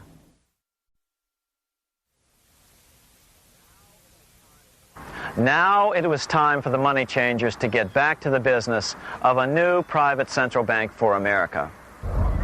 During the early 1900s, men like J.P. Morgan led the charge. One final panic would be necessary to focus the nation's attention on the supposed need for a central bank. The rationale was that only a central bank can prevent bank failures. Morgan was clearly the most powerful banker in America and a suspected agent for the Rothschilds. Morgan had helped finance John D. Rockefeller's Standard Oil empire. He had also helped finance the monopolies of Edward Harriman in railroads, of Andrew Carnegie in steel, and of others in numerous industries. But on top of that, J.P. Morgan's father, Junius Morgan, had been America's financial agent to the British. After his father's death, J.P. Morgan took on a British partner, Edward Grenfell, a longtime director of the Bank of England. In fact, upon Morgan's death, his estate contained only a few $1 million. The bulk of the securities most people thought he owned were in fact owned by others. In 1902, President Theodore Roosevelt allegedly went after Morgan and his friends by using the Sherman Antitrust Act to try to break up their industrial monopolies. Actually, Roosevelt did very little to interfere in the growing monopolization of American industry by the bankers and their surrogates. For example, Roosevelt supposedly broke up the Standard Oil monopoly, But it wasn't really broken at all. It was merely divided into 7 corporations, all still controlled by the Rockefellers. The public was aware of this thanks to political cartoonists like Thomas Nast, who referred to the bankers as the Money Trust. By 1907, the year after Teddy Roosevelt's re-election, Morgan decided it was time to try for a central bank again. Using their combined financial muscle, Morgan and his friends were secretly able to crash the stock market. Thousands of small banks were vastly overextended. Some had reserves of less than 1% thanks to the fractional reserve principle. Within days, bank runs were commonplace across the nation. Now Morgan stepped into the public arena and offered to prop up the faltering American economy by supporting failing banks with money he manufactured out of nothing. It was an outrageous proposal, far worse than even fractional reserve banking, but Congress let him do it. Morgan manufactured $200 million worth of this completely reserveless private money and bought things with it, paid for services with it, and sent some of it to his branch banks to lend out at interest. His plan worked. Soon, the public regained confidence in money in general and quit hoarding their currency.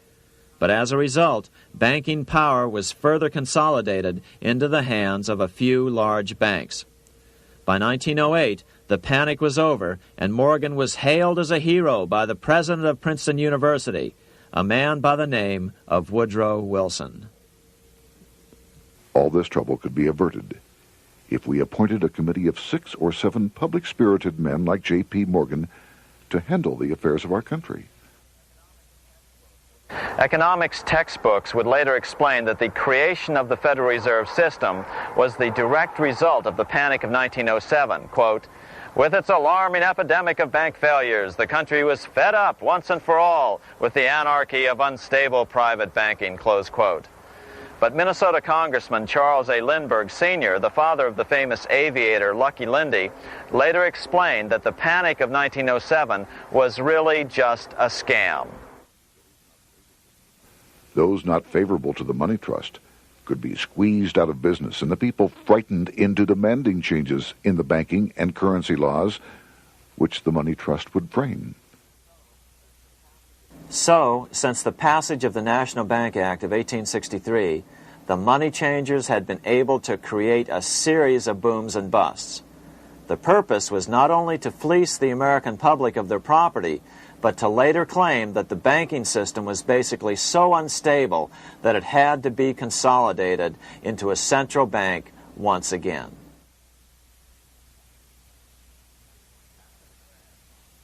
After the crash, Teddy Roosevelt, in response to the Panic of 1907, signed into law a bill creating something called the National Monetary Commission. The commission was to study the banking problem and make recommendations to Congress. Of course, the commission was packed with Morgan's friends and cronies. The chairman was a man named Senator Nelson Aldrich from Rhode Island. Aldrich represented the Newport, Rhode Island homes of America's richest banking families.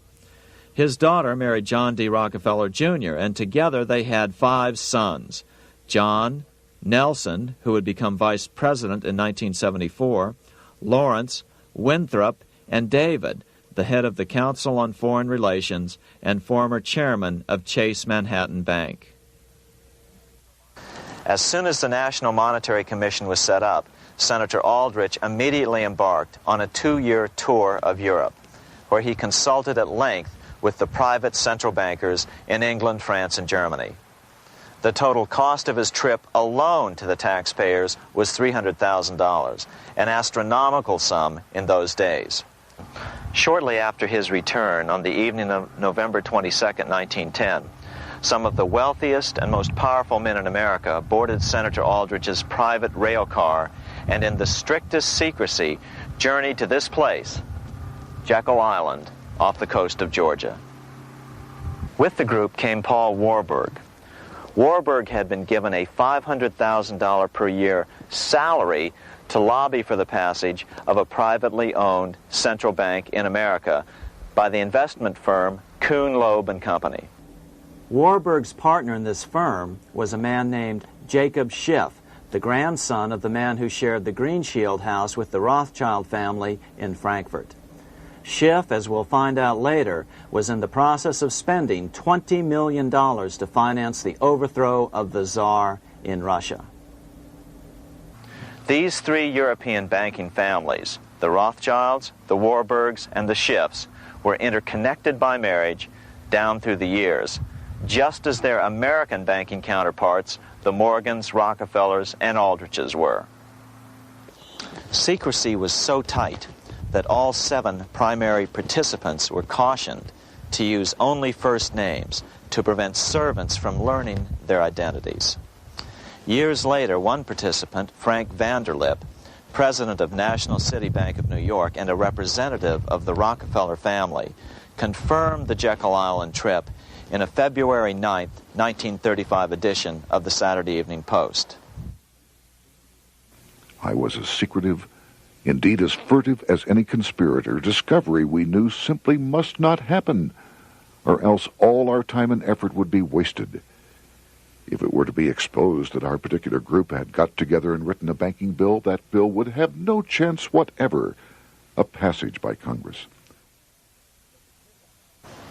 The participants came here to figure out how to solve their major problem, how to bring back a privately owned central bank. But there were other problems that needed to be addressed as well. First of all, the market share of the big national banks was shrinking fast. In the first 10 years of the century, the number of U.S. banks had more than doubled to over 20,000. By 1913, only 29% of all banks were national banks, and they held only 57% of all deposits. As Senator Aldrich later admitted in a magazine article, before passage of this act, the New York bankers could only dominate the reserves of New York. Now, we are able to dominate the bank reserves of the entire country. Therefore, something had to be done to bring these new banks under their control. As John D. Rockefeller put it, quote, "Competition is sin," close quote. Secondly, the nation's economy was so strong that corporations were starting to finance their expansions out of profits instead of taking out huge loans from large banks. In the first 10 years of the new century, 70% of corporate funding came from profits. In other words, American industry was becoming independent of the money changers, and that trend had to be stopped. All the participants knew that these problems could be hammered out into a workable solution. But perhaps their biggest problem was a public relations problem, the name of the new bank. That discussion took place right here in this room, one of the many conference rooms in this sprawling hotel, today known as the Jekyll Island Club Hotel. Aldrich believed that the word bank should not even appear in the name. Warburg wanted to call the legislation the National Reserve Bill or the Federal Reserve Bill. The idea here was to give the impression that the purpose of the new central bank was to stop bank runs, but also to conceal its monopoly character. However, it was Aldrich, the egotistical politician, who insisted it be called the Aldrich Bill. After 9 days at Jekyll Island, the group dispersed. The new central bank would be very similar to the old Bank of the United States. It would be given a monopoly over U.S. currency and create that money out of nothing. How does the Fed create money out of nothing? It's a 4-step process. But first, a word on bonds. Bonds are simply promises to pay, or government IOUs. People buy bonds to get a secure rate of interest. At the end of the term of the bond, the government repays the bond plus interest, and the bond is destroyed. There are about $3.6 trillion worth of these loans or bonds at present. Now here's the Fed money-making process. Step 1. The Federal Open Market Committee approves the purchase of U.S. bonds on the open market. Step 2. The bonds are purchased by the Fed from whoever is offering them for sale on the open market. Step 3. The Fed pays for the bonds with electronic credits to the seller's bank, which in turn credits the seller's bank account. The trick is that these credits are based on nothing. The Fed just creates them. Step 4. The banks use these deposits as reserves. They can loan out over 10 times the amount of their reserves to new borrowers, all at interest. In this way, a Fed purchase of, say, $1 million worth of bonds gets turned into over $10 million in bank accounts. The Fed, in effect, creates 10% of this totally new money, and the banks create the other 90%. To reduce the amount of money in the economy, the process is just reversed. The Fed sells bonds to the public, and the money flows out of the purchaser's local bank. Loans must be reduced by 10 times the amount of the sale. So, a Fed sale of $1 million in bonds results in $10 million less money in the economy. So how does this benefit the bankers whose representatives huddled at Jekyll Island? First, it totally misdirected banking reform efforts from proper solutions. Second, it prevented a proper debt-free system of government finance, like Lincoln's greenbacks, from making a comeback. The bond-based system of government finance forced on Lincoln after he created greenbacks was now cast in stone. Third, it delegated to the bankers the right to create 90% of our money supply based on only fractional reserves, which they then loan out at interest. Fourth, it centralized overall control of our nation's money supply in the hands of a few men. Fifth, it established a central bank with a high degree of independence from effective political control. Soon after its creation, the Fed's great contraction in the early 1930s would cause the Great Depression. This independence has been enhanced since then through additional laws. In order to fool the public into thinking the government retained control, the plan called for the Fed to be run by a board of governors appointed by the President and approved by the Senate. But all the bankers had to do was to be sure their men got appointed to the board of governors. That wasn't hard. Bankers have money, and money buys influence over politicians. Once the participants left Jekyll Island, the public relations blitz was on. The big New York banks put together an educational fund of $5 million to finance professors at respected universities to endorse the new bank. Woodrow Wilson at Princeton was one of the first to jump on the bandwagon. But the bankers' subterfuge didn't work. The Aldrich Bill was quickly identified as the bankers' bill, a bill to benefit only what became known as the money trust. As Congressman Lindbergh put it during the congressional debate, the Aldrich Plan is the Wall Street Plan. It means another panic, if necessary, to intimidate the people. Aldrich, paid by the government to represent the people, proposes a plan for the trusts instead. Seeing they didn't have the votes to win in Congress, the Republican leadership never brought the Aldrich bill to a vote. The bankers quietly decided to move to track 2, the Democratic alternative. They began financing Woodrow Wilson as the Democratic nominee. As respected historian James Perloff put it, Wall Street financier Bernard Baruch was put in charge of Wilson's education. Baruch brought Wilson to the Democratic Party headquarters in New York in 1912, leading him like one would a poodle on a string. Wilson received an indoctrination course from the leaders convened there. So now the stage was set.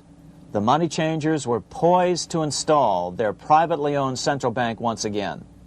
The damage President Andrew Jackson had done 76 years earlier had been only partly repaired with the passage of the National Bank Act during the Civil War. Since then, the battle had raged on across the decades. The Jacksonians became the Greenbackers, who became the hardcore supporters of William Jennings Bryan.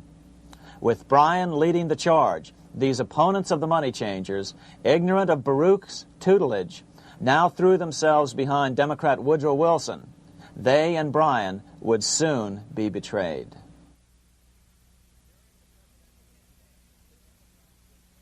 During the presidential campaign, the Democrats were careful to pretend to oppose the Aldrich bill.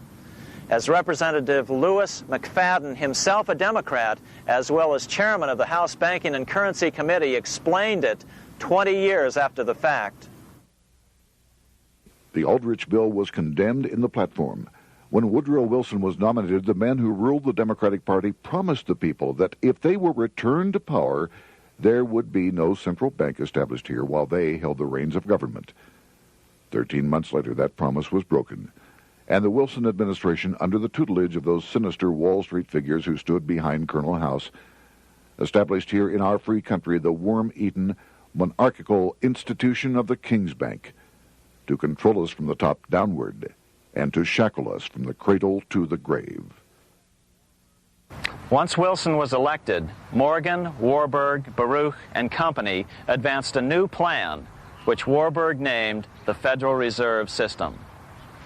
The Democratic leadership hailed the new bill, called the Glass-Owen Bill, as something radically different from the Aldrich Bill. But in fact, the bill was virtually identical in every important detail. In fact, so vehement were the Democratic denials of similarity that Paul Warburg, the father of both bills, had to step in to reassure his paid friends in Congress that the two bills were virtually identical. Brushing aside the external differences affecting the shells, we find the kernels of the two systems very closely resembling and related to one another. But that admission was for private consumption only. Publicly, the money trust trotted out Senator Aldrich and Frank Vanderlip, the president of Rockefeller's National City Bank of New York and one of the Jekyll Island Seven, to oppose the new Federal Reserve System. Years later, however, Vanderlip admitted in the Saturday Evening Post that the two measures were virtually identical. Although the Aldrich Federal Reserve Plan was defeated when it bore the name Aldrich, nevertheless, its essential points were all contained in the plan that finally was adopted. As Congress neared a vote, they called Ohio attorney Alfred Crozier to testify. Crozier noted the similarities between the Aldrich bill and the Glass-Owen bill. The bill grants just what Wall Street and the big banks for 25 years have been striving for: private instead of public control of currency. It, the Glass-Owen bill, does this as completely as the Aldrich bill. Both measures rob the government and the people of all effective control over the public's money, and vest in the banks exclusively the dangerous power to make money among the people scarce or plenty. During the debate on the measure, senators complained that the big banks were using their financial muscle to influence the outcome. "There are bankers in this country who are enemies of the public welfare," said one senator. What an understatement. Despite the charges of deceit and corruption, the bill was finally snuck through the Senate on December 22, 1913, after most senators had left town for the holidays, after having been assured by the leadership that nothing would be done until long after the Christmas recess. On the day the bill was passed, Congressman Lindbergh prophetically warned his countrymen that this act establishes the most gigantic trust on earth. When the president signs this bill, the invisible government by the monetary power will be legalized. The people may not know it immediately, but the day of reckoning is only a few years removed. The worst legislative crime of the ages is perpetrated by this banking bill. On top of all this, only weeks earlier, Congress had finally passed a bill legalizing income tax. Why was the income tax law important? Because bankers finally had in place a system which would run up a virtually unlimited federal debt. How would the interest on this debt be repaid? Never mind the principal. Remember, a privately owned central bank creates the principal out of nothing. The federal government was small then. Up to then, it had subsisted merely on tariffs and excise taxes. No, just as with the Bank of England, the interest payments had to be guaranteed by direct taxation of the people. The money changers knew that if they had to rely on contributions from the states, eventually the individual state legislatures would revolt and either refuse to pay the interest on their own money or at least bring political pressure to bear to keep the debt small. It is interesting to note that in 1895, the Supreme Court had found a similar income tax law to be unconstitutional. The Supreme Court even found a corporate income tax law unconstitutional in 1909. As a result, Senator Aldrich hustled a bill for a constitutional amendment allowing income tax through the Congress. The proposed 16th Amendment to the Constitution was then sent to the state legislatures for approval. But some critics claim that the 16th Amendment was never ratified by the necessary 3/4 of the states. In other words, the 16th Amendment may not be legal. But the money changers were in no mood to debate the fine points. By October of 1913, Senator Aldrich had hustled the income tax bill through Congress. Without the power to tax the people directly and bypass the states, the Federal Reserve Bill would be far less useful to those who wanted to drive America deeply into their debt. A year after the passage of the Federal Reserve Bill, Congressman Lindbergh explained how the Fed created what we have come to call the business cycle and how they use it to their advantage. To cause high prices, all the Federal Reserve Board will do will be to lower the rediscount rate, producing an expansion of credit and a rising stock market. Then, when businessmen are adjusted to these conditions, it can check prosperity in mid-career by arbitrarily raising the rate of interest. It can cause the pendulum of a rising and falling market to swing gently back and forth by slight changes in the discount rate, or cause violent fluctuations by a greater rate variation. And in either case, it will possess inside information as to financial conditions and advanced knowledge of the coming change, either up or down. This is the strangest, most dangerous advantage ever placed in the hands of a special privileged class by any government that ever existed. The system is private, conducted for the sole purpose of obtaining the greatest possible profits from the use of other people's money. They know in advance when to create panics to their advantage. They also know when to stop panic. Inflation and deflation work equally well for them when they control finance. Congressman Lindbergh was correct on all points. What he didn't realize was that most European nations had already fallen prey to the central bankers decades or centuries earlier. But he also mentions the interesting fact that only 1 year later the Fed had cornered the market in gold. This is how he put it, quote, "Already the Federal Reserve banks have cornered the gold and gold certificates," close quote. But Congressman Lindbergh was not the only critic of the Fed. Congressman Lewis McFadden, the chairman of the House Banking and Currency Committee from 1920 to 1931, remarked that the Federal Reserve Act brought about a superstate controlled by international bankers and international industrialists acting together to enslave the world for their own pleasure. Notice how McFadden saw the international character of the stockholders of the Federal Reserve.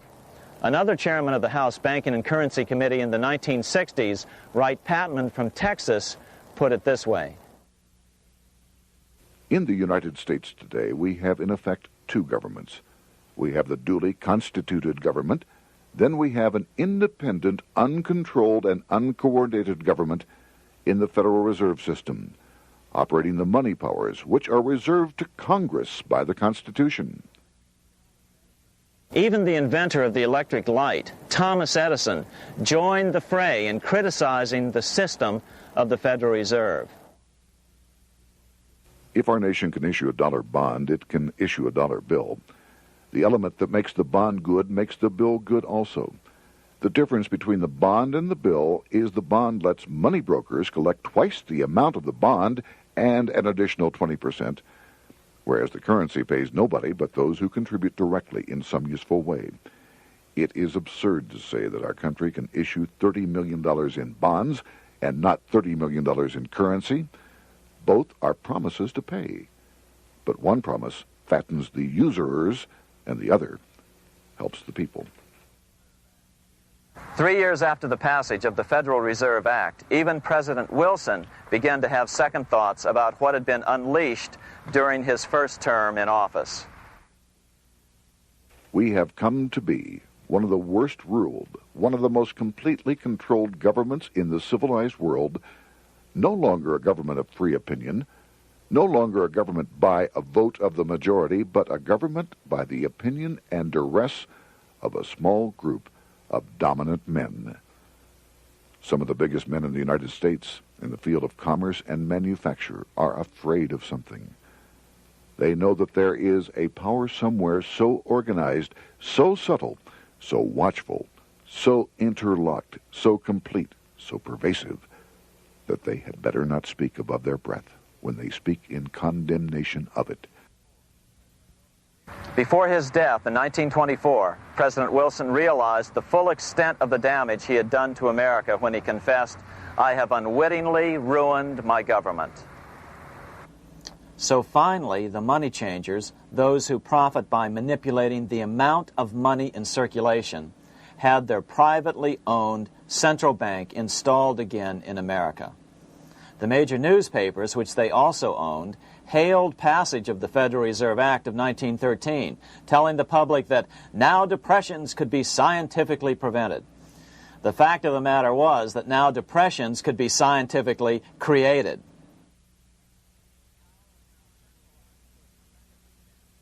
Power was now centralized to a tremendous extent. Now it was time for a war, a really big war. In fact, the First World War. Of course, to the central bankers, the political issues of war don't matter nearly as much as the profit potential, and nothing creates debts like warfare. England was the best example at that time. During the 119-year period between the founding of the Bank of England and Napoleon's defeat at Waterloo, England had been at war for 56 years, and much of the remaining time she'd been preparing for war. In World War I, the German Rothschilds loaned money to the Germans, the British Rothschilds loaned money to the British, and the French Rothschilds loaned money to the French. In America, J.P. Morgan was the sales agent for war materials to both the British and the French. In fact, 6 months into the war, Morgan became the largest consumer on earth, spending $10 million a day. His offices here at 23 Wall Street were mobbed by brokers and salesmen trying to cut a deal. In fact, it got so bad that the bank had to post guards at every door and at the partners' homes as well. Many other New York bankers made out as well from the war. President Wilson appointed Bernard Baruch to head the War Industries Board. According to historian James Perloff, both Baruch and the Rockefellers profited by some $200 million during the war. But profits were not the only motive. There was also revenge. The money changers never forgave the czars for their support of Lincoln during the Civil War. Also, Russia was the last major European nation to refuse to give in to the privately owned central bank scheme. 3 years after World War I broke out, the Russian Revolution toppled the Tsar and installed the scourge of communism. Jacob Schiff of Kuhn Loeb and Company bragged from his deathbed that he had spent $20 million towards the defeat of the Tsar. Money was funneled from England to support the revolution as well. Why would some of the richest men in the world financially back communism, the system that was openly vowing to destroy the so-called capitalism that made them wealthy? Researcher Gary Allen explained it this way. If one understands that socialism is not a share the wealth program, but is, in reality, a method to consolidate and control the wealth, then the seeming paradox of super-rich men promoting socialism becomes no paradox at all. Instead, it becomes logical, even the perfect tool of power-seeking megalomaniacs. Communism, or more accurately socialism, is not a movement of the downtrodden masses, but of the economic elite. As W. Cleon Skousen put it in his 1970 book, The Naked Capitalist, power from any source tends to create an appetite for additional power. It was almost inevitable that the super-rich would one day aspire to control not only their own wealth, but the wealth of the whole world. To achieve this, they were perfectly willing to feed the ambitions of the power-hungry political conspirators who were committed to the overthrow of all existing governments and the establishments of a central worldwide dictatorship. but what if these revolutionaries get out of control and try to seize power from the super-rich? After all, it was Mao Zedong who in 1938 stated his position concerning power. Political power grows out of the barrel of a gun. The Wall Street-London axis elected to take the risk. The master planners attempted to control revolutionary communist groups by feeding them vast quantities of money when they obeyed and contracting their money supply or even financing their opposition if they got out of control. Lenin began to understand that although he was the absolute dictator of the new Soviet Union, he was not pulling the financial strings. Someone else was silently in control. The state does not function as we desired. The car does not obey. A man is at the wheel and seems to lead it, but the car does not drive in the desired direction. It moves as another force wishes.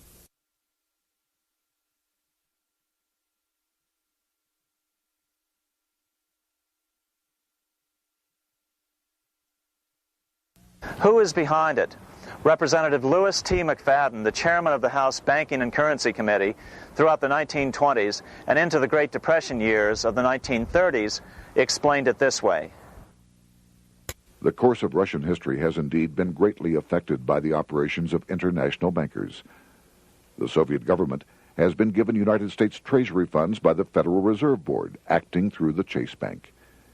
England has drawn money from us through the Federal Reserve banks and has relent it at high rates of interest to the Soviet government. The Dnipro Dam was built with funds unlawfully taken from the United States Treasury by the corrupt and dishonest Federal Reserve Board and the Federal Reserve banks.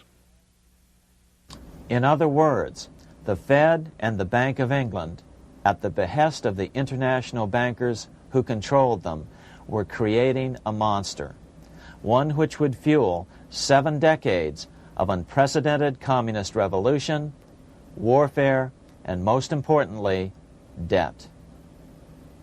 In case you think there's some chance that the money changers got communism going and then lost control, in 1992, the Washington Times reported that Russian President Boris Yeltsin was upset that most of the incoming foreign aid was being siphoned off, quote, straight back into the coffers of Western banks in debt service, close quote. No one in his right mind would claim that a war as large as World War I had a single cause. Wars are complex things with many causative factors. But on the other hand, it would also be equally foolish to ignore as a prime cause of World War I those who would profit the most from the war. The role of the money changers is no wild conspiracy theory. They had a motive, a short-ranged, self-serving motive, as well as a long-range political motive of advancing totalitarian governments, with the money changers maintaining the financial clout to control whatever politician might emerge as the leader. Next, we'll see what the money changers' ultimate political goal is for the world.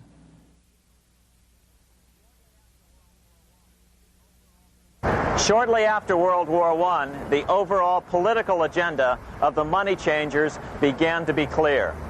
Now that they controlled national economies individually, the next step was the ultimate form of consolidation, world government. The new world government proposal was given top priority at the Paris Peace Conference after World War I. It was called the League of Nations, but much to the surprise of Paul Warburg and Bernard Baruch, who attended the peace conference with President Wilson, the world was not yet ready to dissolve national boundaries. Nationalism still beats strong in the human breast. For example, Lord Curzon, the British Foreign Secretary, called the League of Nations a good joke. even though it was the stated policy of the British government to support it. To the humiliation of President Wilson, the U.S. Congress wouldn't ratify the League either, despite the fact that it had been ratified by many other nations. Without money flowing from the U.S. Treasury, the League died. After World War I, the American public had grown tired of the internationalist policies of Democrat Woodrow Wilson. In the presidential election of 1920, Republican Warren Harding won a landslide victory with over 60% of the vote. Harding was an ardent foe of both Bolshevism and the League of Nations. His election, which opened a 12-year run of Republican presidents in the White House, led to an unprecedented era of prosperity known as the Roaring Twenties. Despite the fact that the war had brought America a debt 10 times larger than its Civil War debt, still the American economy surged. Gold had poured into the country during the war, and it continued to do so afterwards. In the early 1920s, the governor of this bank, the Federal Reserve Bank of New York, a man named Benjamin Strong, met frequently with the secretive and eccentric governor of the Bank of England, Montague Norman. Norman was determined to replace the gold England had lost to the U.S. during World War I and return the Bank of England to its former position of dominance in world finance. On top of that, rich with gold, the American economy might get out of control again, just like it had done after the Civil War. During the next 8 years, under the presidencies of Harding and Coolidge, the huge federal debt built up during World War I was cut by 38%, down to $16 billion, the greatest percentage drop in U.S. history. During the election of 1920, Warren Harding and Calvin Coolidge ran against James Cox, the governor of Ohio, and the little-known Franklin D. Roosevelt, who had previously risen to no higher post than President Wilson's Assistant Secretary of the Navy. After his inauguration, Harding moved quickly to formally kill the League of Nations. Then he quickly moved to reduce domestic taxes while raising tariffs to record heights. Now, this was a revenue policy of which most of the Founding Fathers would certainly have approved. His second year in office, Harding took ill on a train trip in the West and suddenly died. Although no autopsy was performed, the cause was said to be either pneumonia or food poisoning. When Coolidge took over, he continued Harding's domestic economic policy of high tariffs on imports while cutting income taxes. As a result, the economy grew at such a rate that net revenue still increased. Now that had to be stopped. So just as they'd done so frequently before, the money changers decided it was time to crash the American economy. The Federal Reserve began flooding the country with money. They increased the money supply by 62% during these years. Money was plentiful. This is why it was known as the Roaring Twenties. Before his death in 1919, former President Teddy Roosevelt warned the American people what was going on. As reported in the March 27, 1922 edition of the New York Times, Roosevelt said, "These international bankers and Rockefeller Standard Oil interests control the majority of newspapers and the columns of these papers to club into submission or drive out of public office officials who refuse to do the bidding of the powerful, corrupt cliques which compose the invisible government." Just one day before, in the New York Times, the mayor of New York, John Hylan, quoted Roosevelt and blasted those he saw as taking control of America, its political machinery, and its press. The warning of Theodore Roosevelt has much timeliness today, for the real menace of our republic is this invisible government which, like a giant octopus, sprawls its slimy length over city, state, and nation. It seizes in its long and powerful tentacles our executive officers, our legislative bodies, our schools, our courts, our newspapers, and every agency created for the public protection. To depart from mere generalizations, let me say that at the head of this octopus are the Rockefeller Standard Oil interest and a small group of powerful banking houses generally referred to as the international bankers. The little coterie of powerful international bankers virtually run the United States government for their own selfish purposes. They practically control both parties, write political platforms, make cat's paws of party leaders, use the leading men of private organizations, and resort to every device to place in nomination for high public office only such candidates as will be amenable to the dictates of corrupt big business. These international bankers and Rockefeller Standard Oil interests control the majority of newspapers and magazines in this country. Why didn't people listen to such strong warnings and demand that Congress reverse its 1913 passage of the Federal Reserve Act? Because remember, it was the 1920s. A steady increase in bank loans contributed to a rising market. In other words, just as it is today, in times of prosperity, no one wants to worry about economic issues. But there was a dark side to all this prosperity. Businesses expanded and became strung out on credit. Speculation in the booming stock market became rampant. Although everything looked rosy, it was a castle made of sand. When all was in readiness, in April of 1929, Paul Warburg, the father of the Federal Reserve, sent out a secret advisory warning his friends that a collapse and nationwide depression was certain. In August of 1929, the Fed began to tighten money. It is not a coincidence that the biographies of all the Wall Street giants of that era, John D. Rockefeller, J.P. Morgan, Bernard Baruch, etc., all marvel that they got out of the stock market just before the crash and put all their assets in cash or gold. On October 24th, 1929, the big New York bankers called in their 24-hour broker call loans. This meant that both stockbrokers and customers had to dump their stocks on the market to cover their loans, no matter what price they had to sell them for.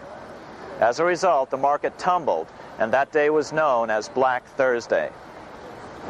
According to John Kenneth Galbraith, writing in The Great Crash, 1929, at the height of the selling frenzy, Bernard Baruch brought Winston Churchill into the visitors' gallery of the New York Stock Exchange here to witness the panic and impress him with his power over the wild events down on the floor.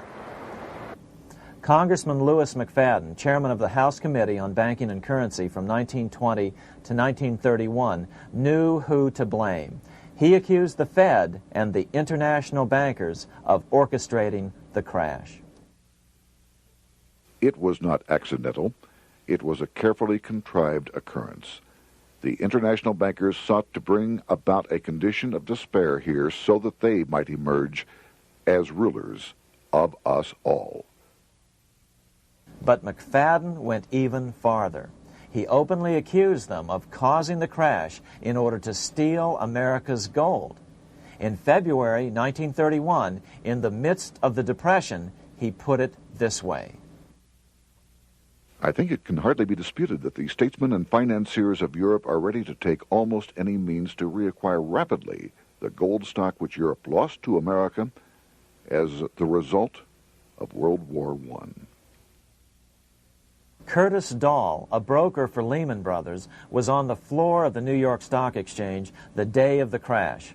In his 1970 book, FDR, My Exploited Father-in-Law, he explained that the crash was triggered by the planned sudden shortage of call money in the New York money market. Actually, it was the calculated shearing of the public by the world money powers triggered by the planned sudden shortage of call money in the New York money market. Within a few weeks, $3 billion of wealth simply seemed to vanish. Within a year, $40 billion had been lost. But did it really disappear? Or was it simply consolidated in fewer hands? And what did the Federal Reserve do?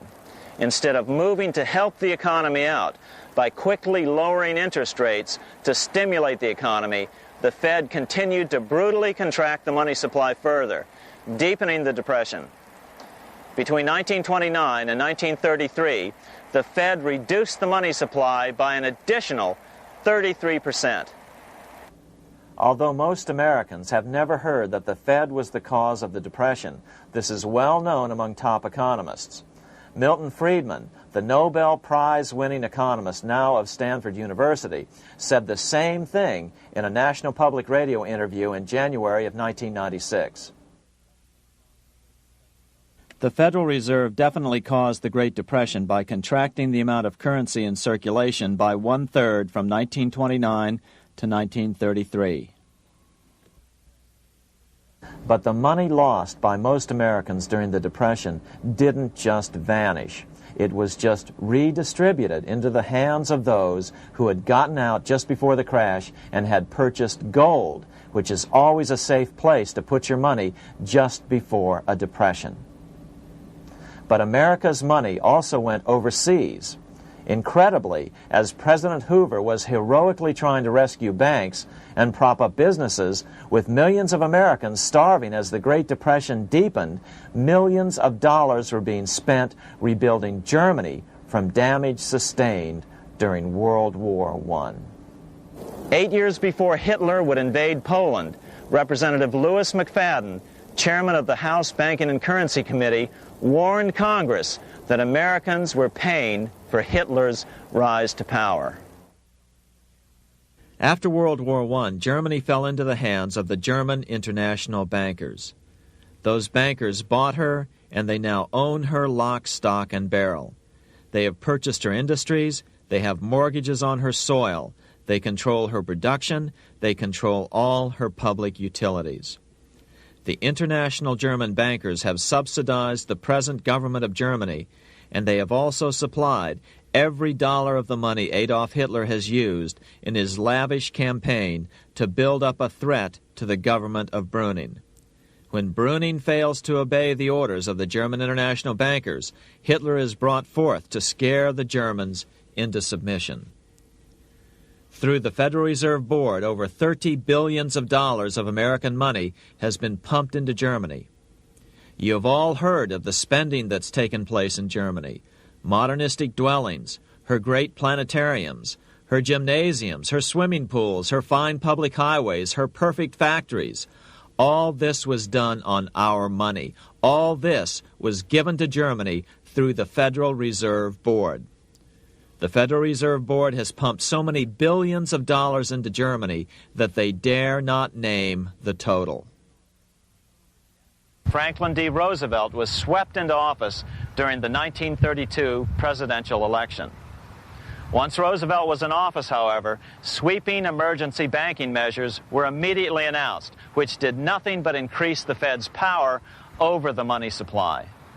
Then, and only then, did the Fed finally begin to loosen the purse strings and feed new money out to the starving American people. At first, Roosevelt railed against the money changers as being the cause of the Depression. Believe it or not, this is what he said on March 4th, 1933, in his inaugural address. Practices of the unscrupulous money changers stand indicted in the court of public opinion, rejected by the hearts and minds of men.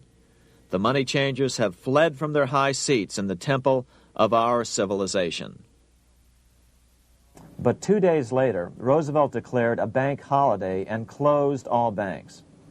Later that year, Roosevelt outlawed private ownership of all gold bullion and all gold coins with the exception of rare coins. Most of the gold in the hands of the average American was in the form of gold coins. The new decree was, in effect, a confiscation. Those who didn't comply risk as much as 10 years in prison and a $10,000 fine, the equivalent of $100,000 today. Out in small-town America, some people didn't trust Roosevelt's order. Many were torn between keeping their hard-earned wealth or obeying the government. Those who did turn in their gold were paid the official price for it, $20.66 per ounce. So unpopular was the confiscation order that no one anywhere in government would take credit for authoring it. No congressman claimed it. At the signing ceremony, President Roosevelt made it clear to all present that he was not the author of it and publicly stated that he had not ever read it. Even his Secretary of the Treasury said he'd never read it either, saying it was, quote, what the experts wanted. Roosevelt convinced the public to give up their gold by saying that pooling the nation's resources was necessary to get America out of the Depression. With great fanfare, he ordered a new bullion depository built to hold the mountain of gold the U.S. government was illegally confiscating. By 1936, the U.S. Bullion Depository at Fort Knox was completed, and in January 1937, the gold began to flow into it. The rip-off of the ages was about to proceed.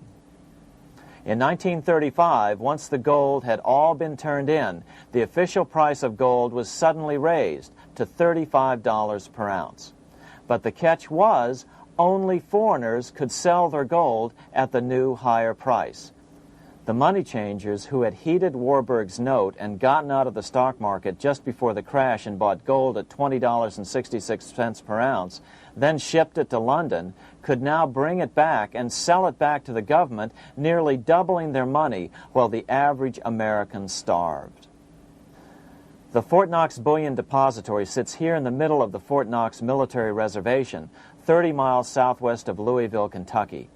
This was as close as we were permitted to get to the depository despite years of letters from members of Congress to allow our film crew inside.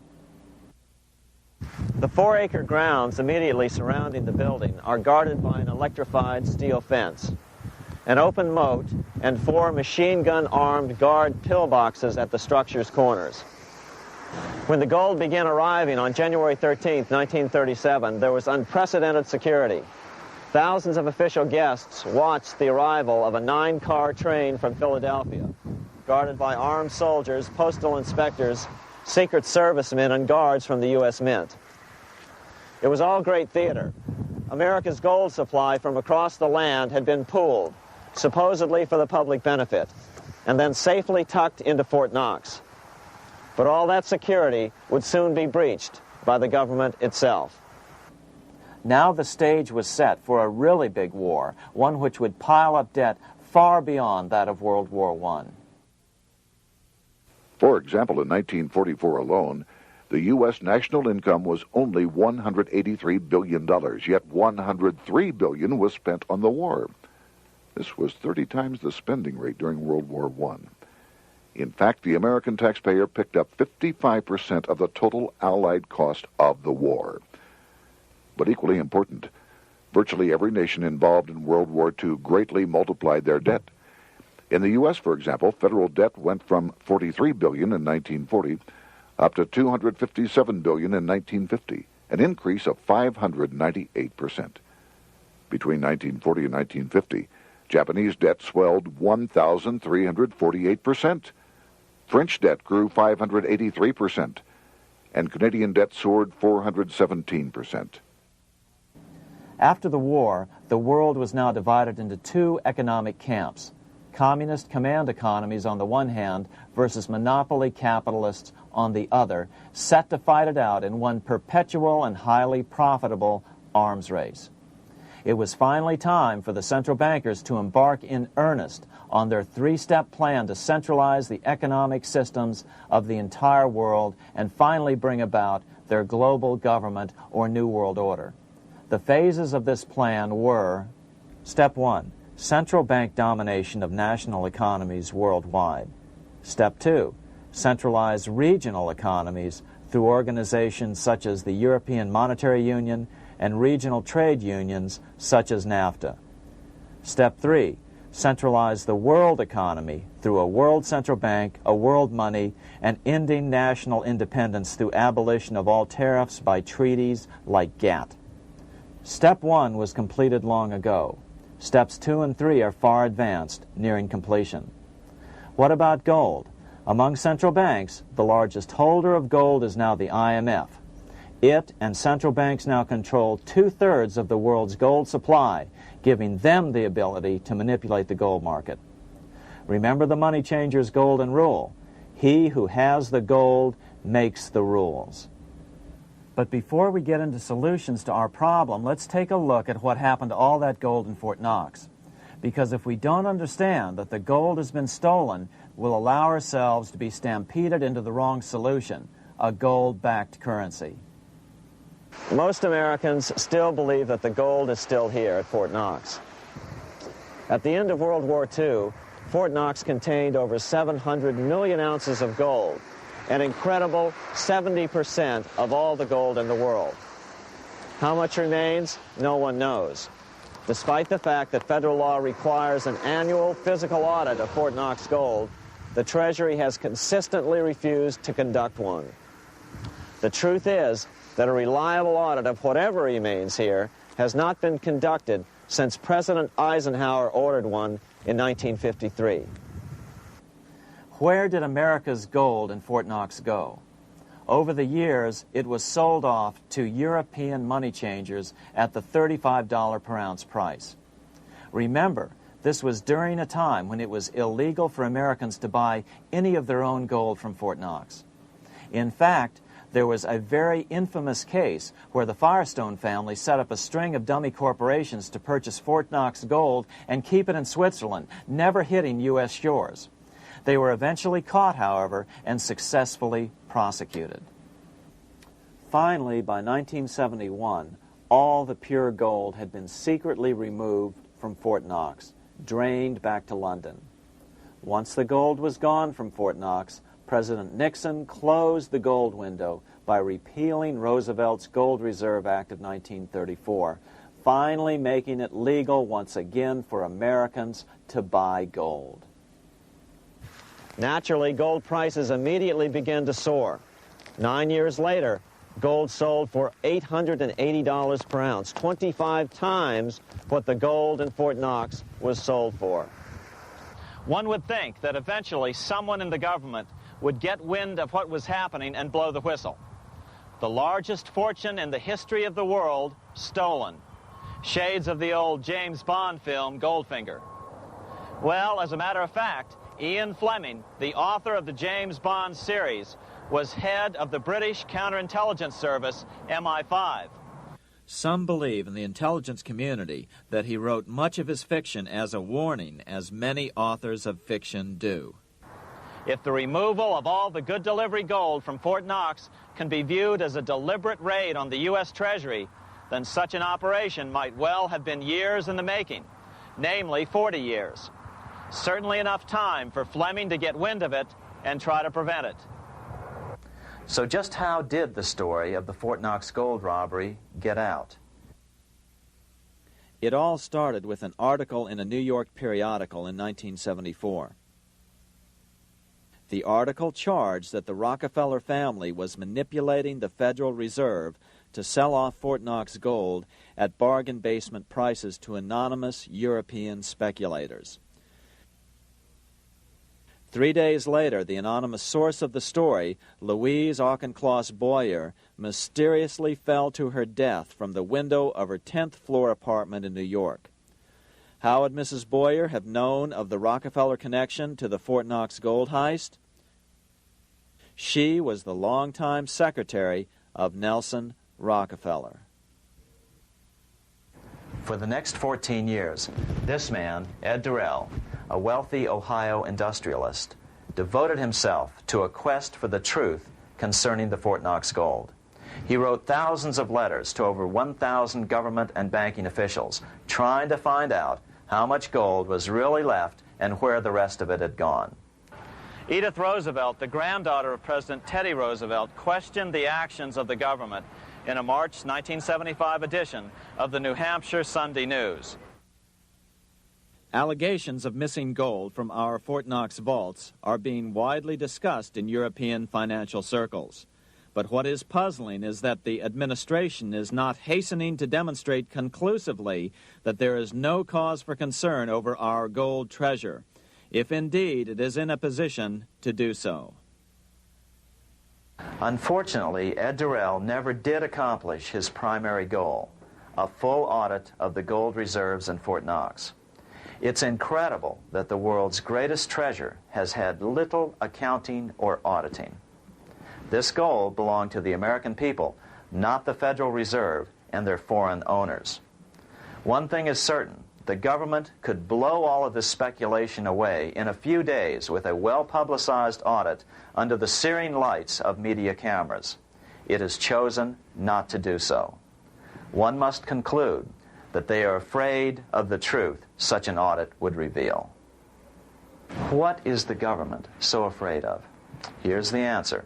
When President Ronald Reagan took office in 1981, his conservative friends urged him to study the feasibility of returning to a gold standard as the only way to curb government spending.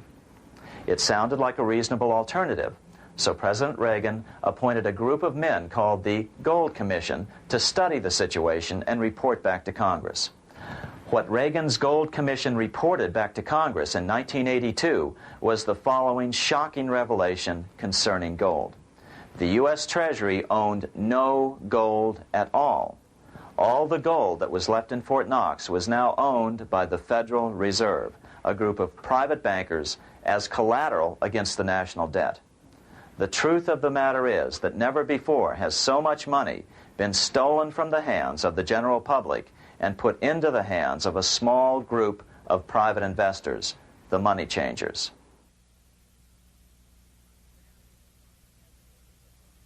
I'm standing in front of the headquarters of the International Monetary Fund located in Washington, D.C. Across the street, right over there, is the headquarters of the World Bank. What are these organizations and who controls them? And most importantly, are they about to create a huge worldwide depression?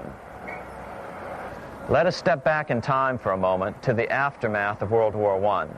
People were tired of war, so under the guise of peacemaking, the international bankers devised a plan to consolidate power even further. Claiming only an international government would stem the tide of world wars, the money changers pushed forward a proposal for world government which stood on three legs. A world central bank to be called the Bank of International Settlements, a world judiciary to be called the World Court located in The Hague, the Netherlands, and a world executive and legislature to be called the League of Nations. As President Clinton's mentor, Georgetown historian Carroll Quigley wrote in his 1966 book, Tragedy and Hope,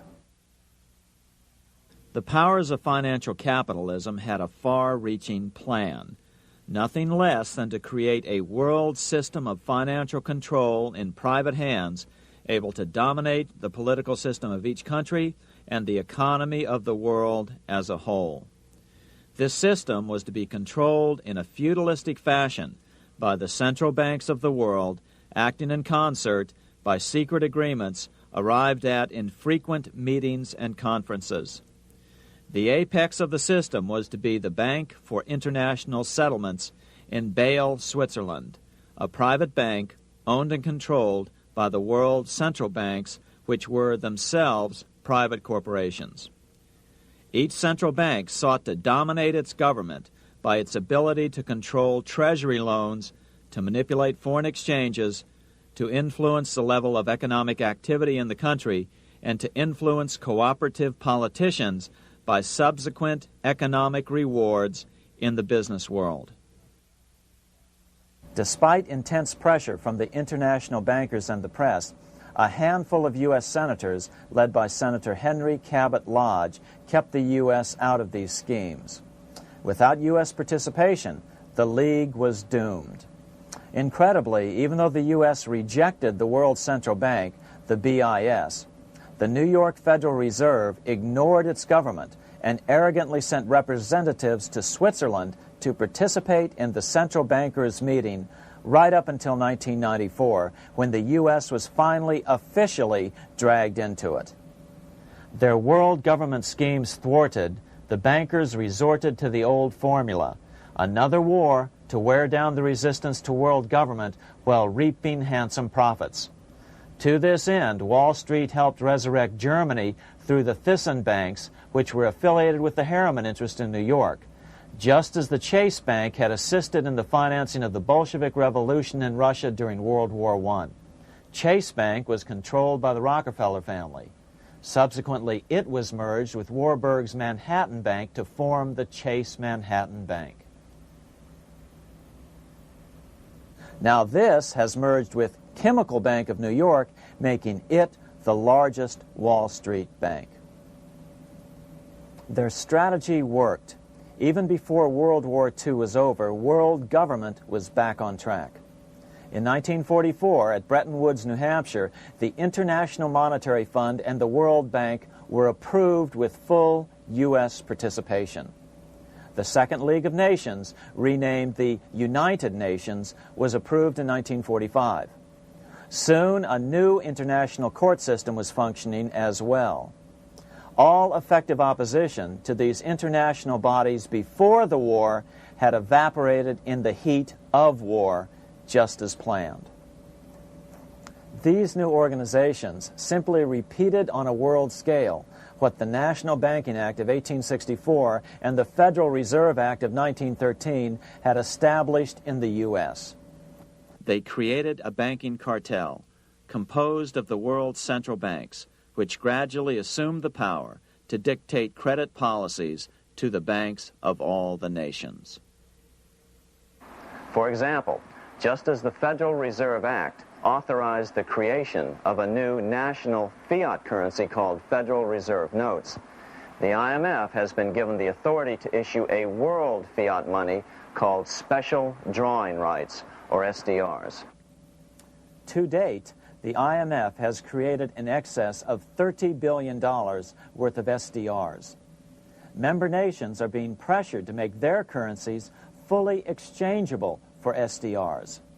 In 1968, Congress approved laws authorizing the Fed to accept SDRs as reserves in the U.S. and to issue Federal Reserve notes in exchange for SDRs. What does that mean? It means that in the U.S., SDRs are already a part of our lawful money. And what about gold? SDRs are already partially backed by gold. And with 2/3 of world gold now in the hands of central banks, the money changers can go about structuring the world's economic future in whichever way they deem most profitable. Keep in mind, just as the Fed is controlled by its Board of Governors, the IMF is controlled by its Board of Governors, which are either the heads of the different central banks or the heads of the various national treasury departments dominated by their central banks. Voting power in the IMF gives the U.S. and the UK, that is to say the Fed and the Bank of England, effective control. Just as the Fed controls the amount of money in the U.S., the BIS, IMF, and World Bank control the money supply for the world. So we see the repetition of the old goldsmith's fraud replicated on the national scale with central banks like the Fed and on the international scale by the three arms of the World Central Bank. Is this organization of the BIS, the IMF, and the World Bank, which we refer to collectively as the World Central Bank, presently expanding and contracting world credit? Yes. Regulations put into effect in 1988 by the BIS required the world's bankers to raise their capital and reserves to 8% of liabilities by 1992. Increased capital requirements put an upper limit to the fractional reserve lending, similar to the way cash reserve requirements do. What has this seemingly insignificant regulation made in a Swiss city 8 years ago meant to the world?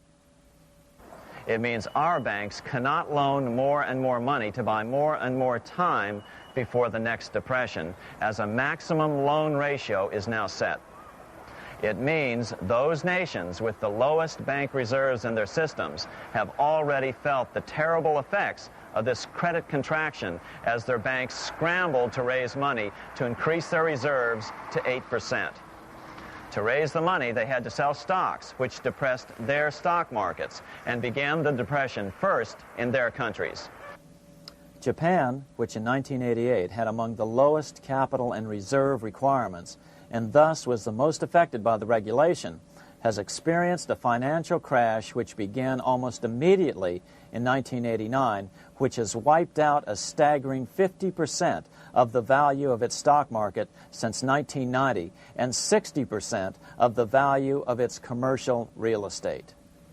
The Bank of Japan has lowered its interest rates to 0.5%, practically giving away money to resurrect the economy, but still the depression worsens. Due to the $20 billion U.S. bailout of Mexico, the financial collapse in that nation is already known here. Yet despite the bailout, the economy continues to be a disaster.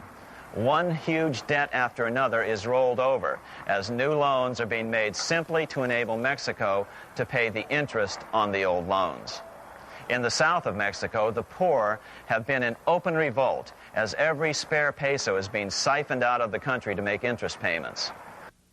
It is important to note that a radical transfer of power is taking place as nations become subservient to a supranational world central bank controlled by a handful of the world's richest bankers. As the IMF creates more and more SDRs by the stroke of a pen on IMF ledgers, more and more nations borrow them to pay interest on their mounting debts and gradually fall under the control of the faceless bureaucrats of the World Central Bank. As the worldwide depression worsens and spreads, this will give the World Central Bank the power of economic life and death over these nations. It will decide which nations will be permitted to receive further loans and which nations will starve. Despite all the rhetoric about development and the alleviation of poverty, the result is a steady transfer of wealth from the debtor nations to the money changers' central banks which control the IMF and the World Bank. For example, in 1992, the third world debtor nations, which borrowed from the World Bank, paid $198 million more to the central banks of the developed nations for World Bank-funded purposes than they received from the World Bank. All this increases their permanent debt in exchange for temporary relief of poverty caused by prior borrowings. Already, these repayments exceed the amount of the new loans. By 1992, Africa's external debt had reached $290 billion, 2.5 times greater than in 1980, resulting in skyrocketing infant mortality rates and unemployment, deterioration of schools, housing, and the general health of the people. The entire world faces the immeasurable suffering already destroying the third world and now Japan, all for the benefit of the money changers. As one prominent Brazilian politician put it, "The Third World War has already started. It is a silent war, not for that reason any less sinister. The war is tearing down Brazil, Latin America, and practically all the Third World. Instead of soldiers dying, there are children. It is a war over the Third World debt, one which has as its main weapon interest, a weapon more deadly than the atom bomb, more shattering than a laser beam."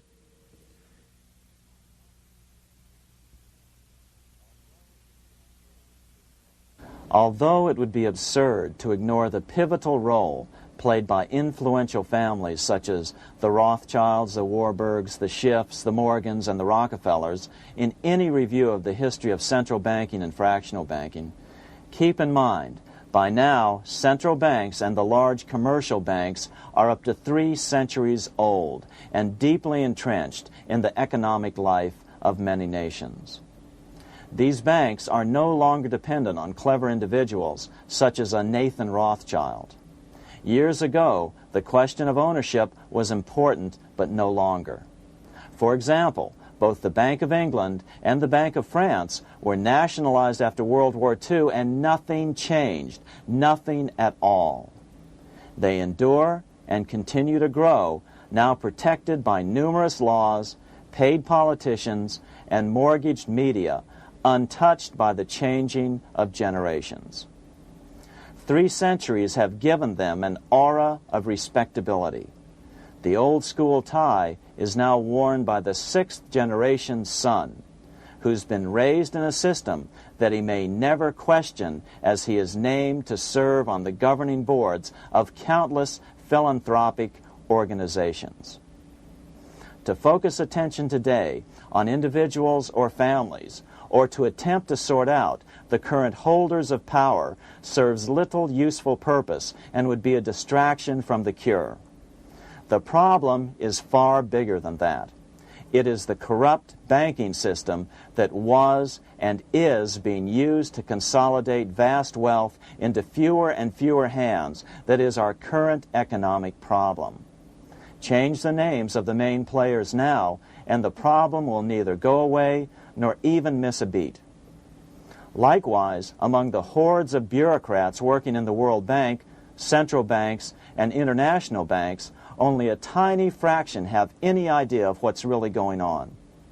No doubt they'd be horrified to learn that their work is contributing to the terrible impoverishment and gradual enslavement of mankind to a few incredibly rich plutocrats. So really, there's no use in emphasizing the role of individuals anymore. And the problem even transcends the normal spectrum of political right and left. Both communism and socialism, as well as monopoly capitalism, have been used by the money changers. Today, they profit from either side of the new political spectrum. The big government welfare state on the so-called left wing versus the neoconservative laissez-faire capitalists who want big government totally out of their lives on the right wing. Either way, the bankers win. Monetary reform is the most important political issue facing this nation. That clarified, let's proceed to the conclusions in the spirit Lincoln declared, with malice towards none, with charity towards all. At the start of this video, we ask a number of troubling questions. Let's be sure we've answered them. What's going on in America today? Why are we over our heads in debt? Why can't the politicians bring debt under control? Why are we over our heads in debt? Because we're laboring under a debt money system that is designed and controlled by private bankers. Now, some will argue that the Federal Reserve System is a quasi-governmental agency.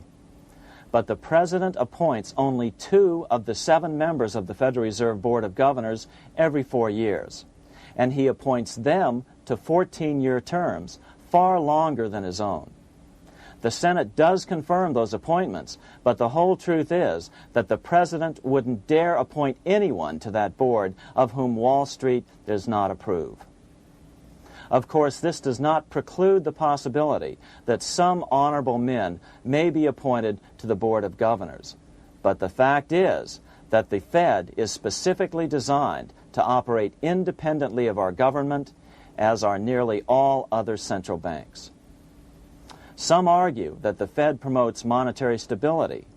We saw the current head of the Bank of England, Eddie George, claim that this was the most important role of a central bank. In fact, the Fed's record of stabilizing the economy shows it to be a miserable failure in this regard.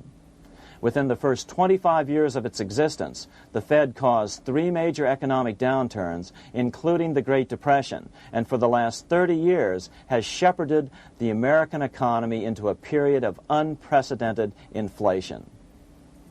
Again, this is not some wild conspiracy theory. It's a well-known fact among top economists. As Nobel Prize-winning economist Milton Friedman put it, the stock of money, prices, and output was decidedly more unstable after the establishment of the Federal Reserve System than before.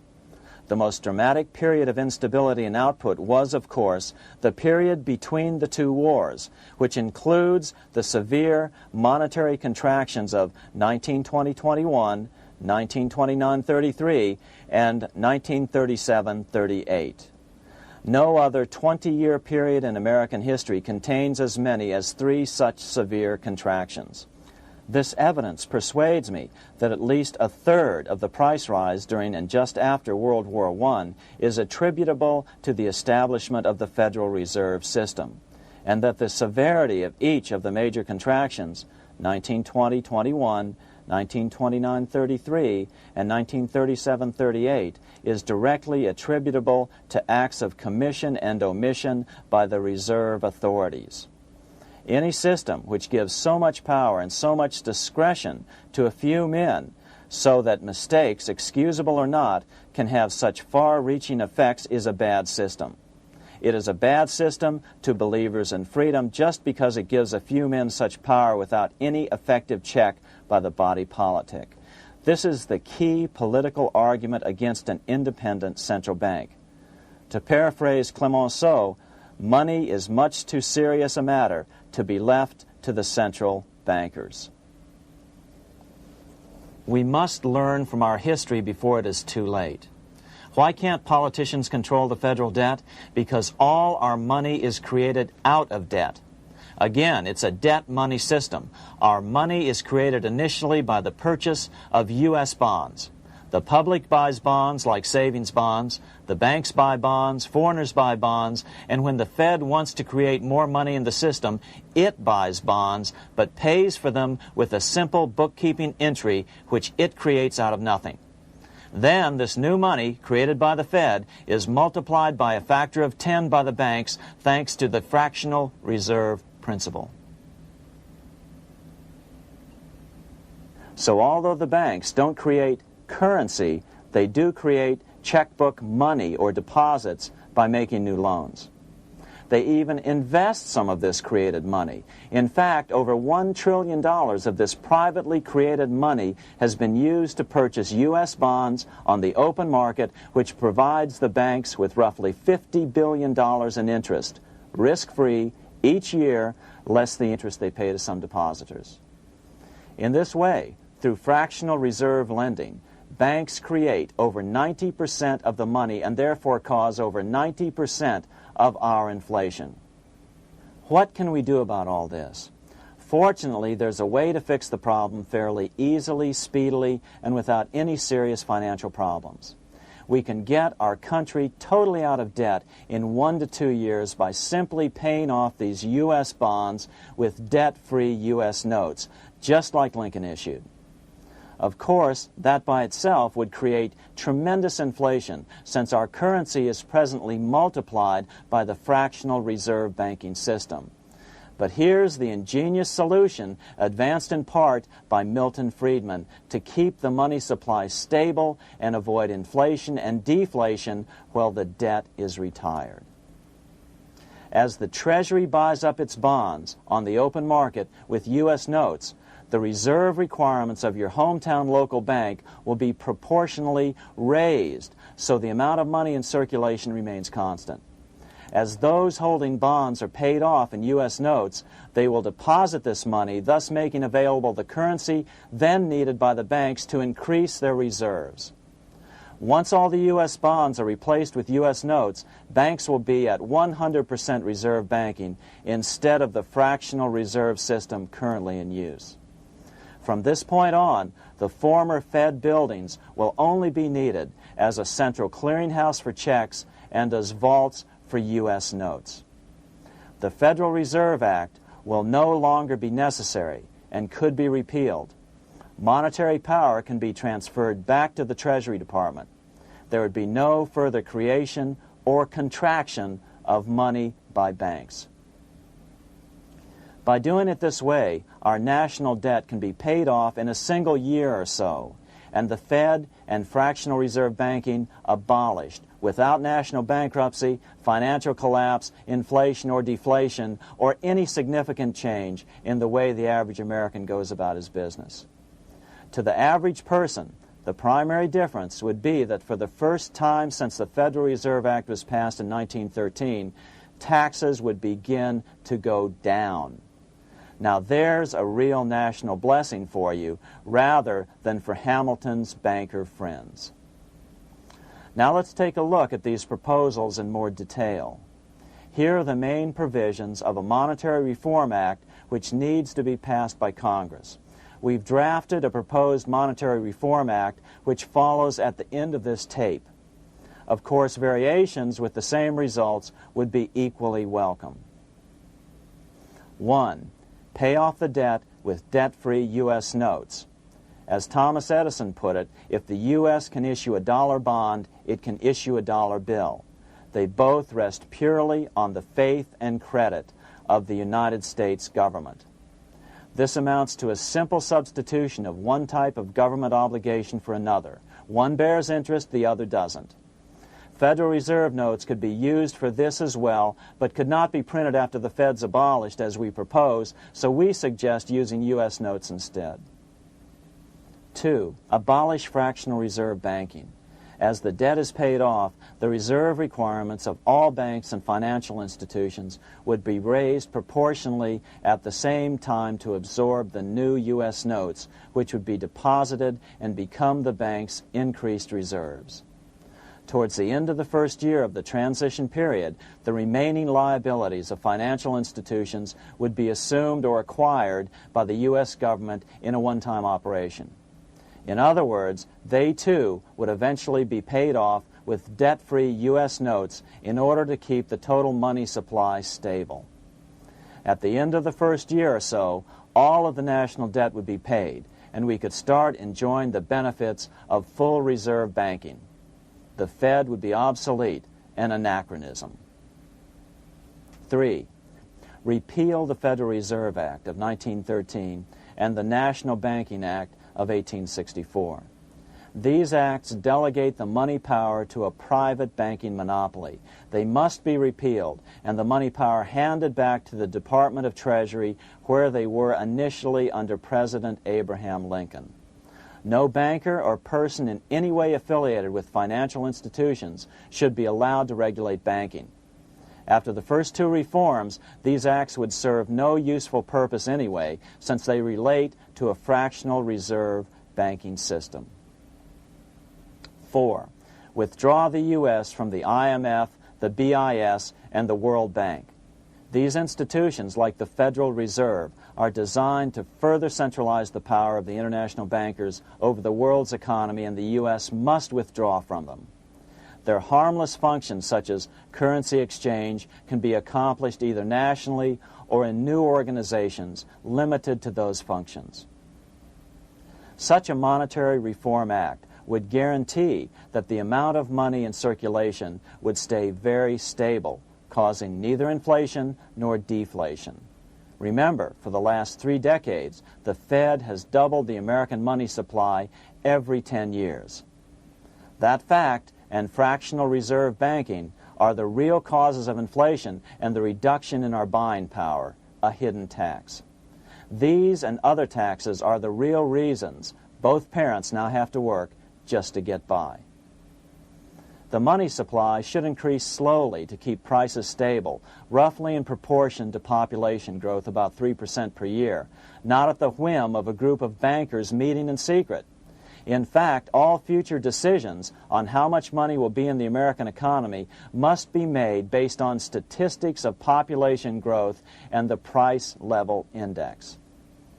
The new monetary regulators and the Treasury Department, perhaps called the Monetary Committee, would have absolutely no discretion in this matter except in time of declared war. This would ensure a steady, stable money growth of roughly 3% per year, resulting in stable prices and no sharp changes in the money supply. To make certain the process is completely open and honest, all deliberations would be public, not secret, as meetings of the Fed's Board of Governors are today. How do we know this will work? Because these steps remove the 2 major causes of economic instability, the Fed and fractional reserve banking, and the newest one as well, the BIS, Bank of International Settlements. But most importantly, the danger of a severe depression would be eliminated. Let's listen to Milton Friedman on the single cause of severe economic depressions. I know of no severe depression in any country or any time that was not accompanied by a sharp decline in the stock of money, and equally of no sharp decline in the stock of money that was not accompanied by a severe depression. Issuing our own currency is not a radical solution. It's been advocated by Presidents Jefferson, Madison, Jackson, Van Buren, and Lincoln. But it's been used at different times throughout Europe as well. Perhaps the best example is one of the small islands off the coast of France in the English Channel. Called Guernsey, It's been using debt-free money issues to pay for large building projects for nearly 200 years. Here we are on Guernsey, and this is the Guernsey Flower and Vegetable Market. Guernsey is one of the most successful examples of just how well a debt-free money system can work. In 1815, a committee was appointed to investigate how best to finance this new market. The impoverished island could not afford more new taxes, so the state's fathers decided to try a revolutionary idea: issue their own paper money. They were just colorful paper notes, backed by nothing, but the people of this tiny island agreed to accept them and trade with them. To be sure they circulated widely, they were declared to be good for the payment of taxes. Of course, this idea was nothing new. It was exactly what America had done before the American Revolution, and there are many other examples throughout the world. But it was new to Guernsey, and it worked miracles. This market is still in use, and remember, it was built for no debt to the people of this island state. But what if we follow Guernsey's example? How would the bankers react to these reforms? Certainly the international bankers' cartel will oppose reforms that do away with their control of the world's economies as they have in the past. But it is equally certain that Congress has the constitutional authority and responsibility to authorize the issuance of debt-free money, U.S. notes, and to reform the very banking laws it ill-advisedly enacted. Undoubtedly, the bankers will claim that issuing debt-free money will cause severe inflation or make other dire predictions. But remember, it is fractional reserve banking which is the real cause of over 90% of all inflation, not whether debt-free U.S. notes are used to pay for government deficits. In the current system, any spending excesses on the part of Congress are turned into more debt bonds, and the 10% purchased by the Fed are then multiplied many times over by the bankers, causing over 90% of all inflation. Our fractional reserve and debt-based banking system is the problem. We must ignore its inevitable resistance to reform and remain firm until the cure is complete. As the director of the Bank of England in the 1920s, Sir Josiah Stamp put it, referring to this modern fractional reserve banking system, "Banking is conceived in iniquity and born in sin. Bankers own the earth. Take it away from them, but leave them the power to create money and control credit, and with the flick of a pen, they will create enough money to buy it back again. Take this great power away from the bankers, and all great fortunes like mine will disappear, and they ought to disappear, for this would be a better and happier world to live in. But if you want to continue the slaves of bankers and pay the cost of your own slavery, let them continue to create money and to control credit." Americans are slowly figuring this out. Today, over 3,200 cities and counties have endorsed the proposal of a nonprofit organization called Sovereignty.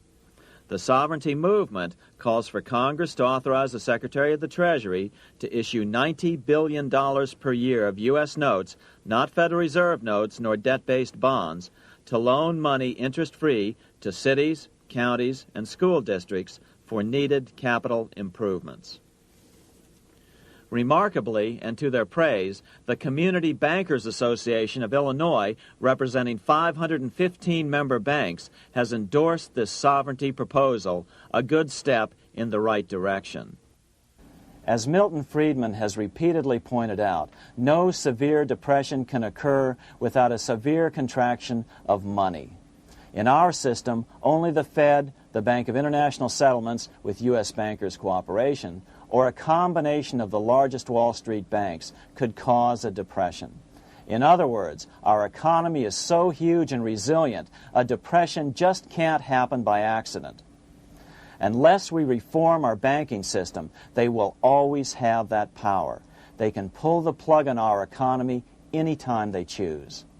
The only solution is to abolish the Fed and the fractional reserve banking system and withdraw from the BIS. Only that will break the power of the international bankers over our economy. And keep in mind, a stock market crash itself cannot cause a severe depression. Only the severe contraction of our money supply can cause a severe depression. The stock market crash of 1929 only wiped out market speculators, mostly the small to medium ones, resulting in $3 billion in wealth changing hands. But it served as a smokescreen for a 33% contraction in credit by the Fed over the next 4 years, which resulted in over $40 billion in wealth from the American middle class being transferred to the big banks. Then, despite impotent howls of protest from a divided Congress, the independent Fed kept the money supply contracted for a full decade. Only World War II ended the terrible suffering the Fed inflicted on the American people. In a depression, the remaining wealth of the debt-burdened American middle class will be wiped out by unemployment, declining wages, and the resulting foreclosures. If we start to act to reform our monetary system, the money changers may do what they did in 1929 and then the 1930s, crash the stock market and use that as a smokescreen while contracting the money supply. But if we're determined to fight to regain control over our money, we can come out of it fairly quickly, perhaps in only a very few months, as U.S. notes begin to circulate and replace the money withdrawn by the bankers. The longer we wait, the greater the danger we'll permanently lose control of our nation. But some still wonder why the international bankers would want to cause a depression. Wouldn't that be killing the goose that is currently laying all those golden interest eggs? Remember what Larry Bates said at the first of this videotape. You see, in periods of economic upheaval, in economic crisis, wealth is not destroyed. It is merely transferred. Do we have any hints as to what the money changers have in store for us? Here's what David Rockefeller, the chairman of Chase Manhattan Bank, the largest Wall Street bank, had to say. We are on the verge of a global transformation. All we need is the right major crisis and the nation will accept the New World Order. So, crisis is needed to fulfill their plans quickly. The only question is when the crisis will occur. Fortunately, we probably have a little time.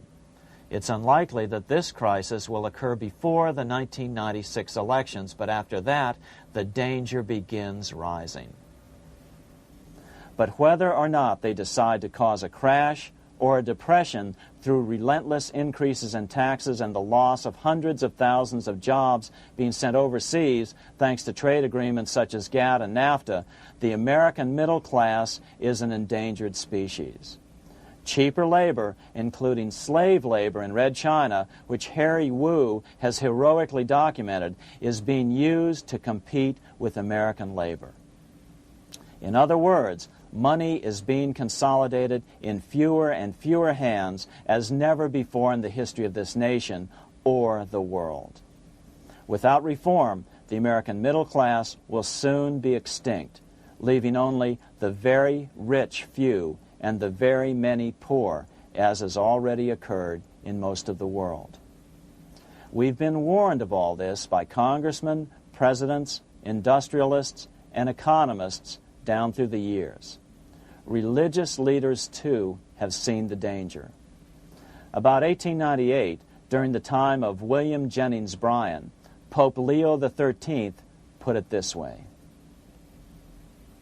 On the one side, there is the party which holds the power because it holds the wealth, which has in its grasp all labor and all trade, which manipulates for its own benefit and its own purposes all the sources of supply, and which is powerfully represented in the councils of state itself.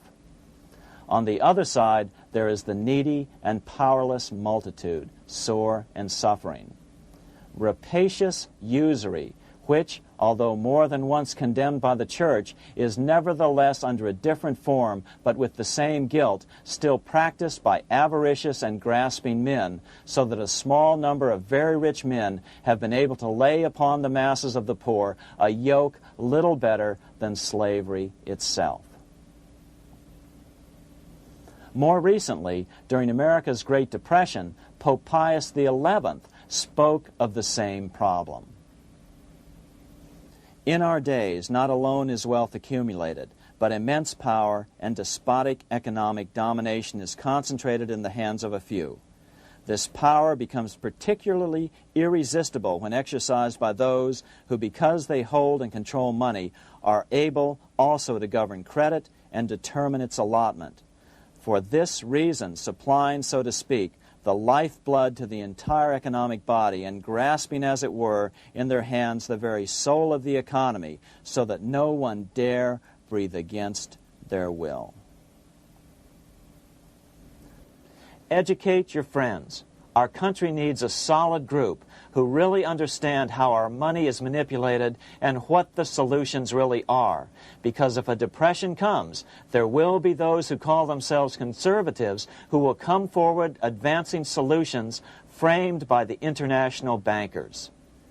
Beware of calls to return to a gold standard. Why? Simple, because never before has so much gold been so concentrated outside of American hands. And never before has so much gold been in the hands of international governmental bodies such as the World Bank and International Monetary Fund. A gold-backed currency usually brings despair to a nation, and to return to it would certainly be a false solution in our case. Remember, we had a gold-backed currency in 1929 and during the first 4 years of the Great Depression. Likewise, beware of any plans advanced for a regional or world currency. This is the international bankers' Trojan horse.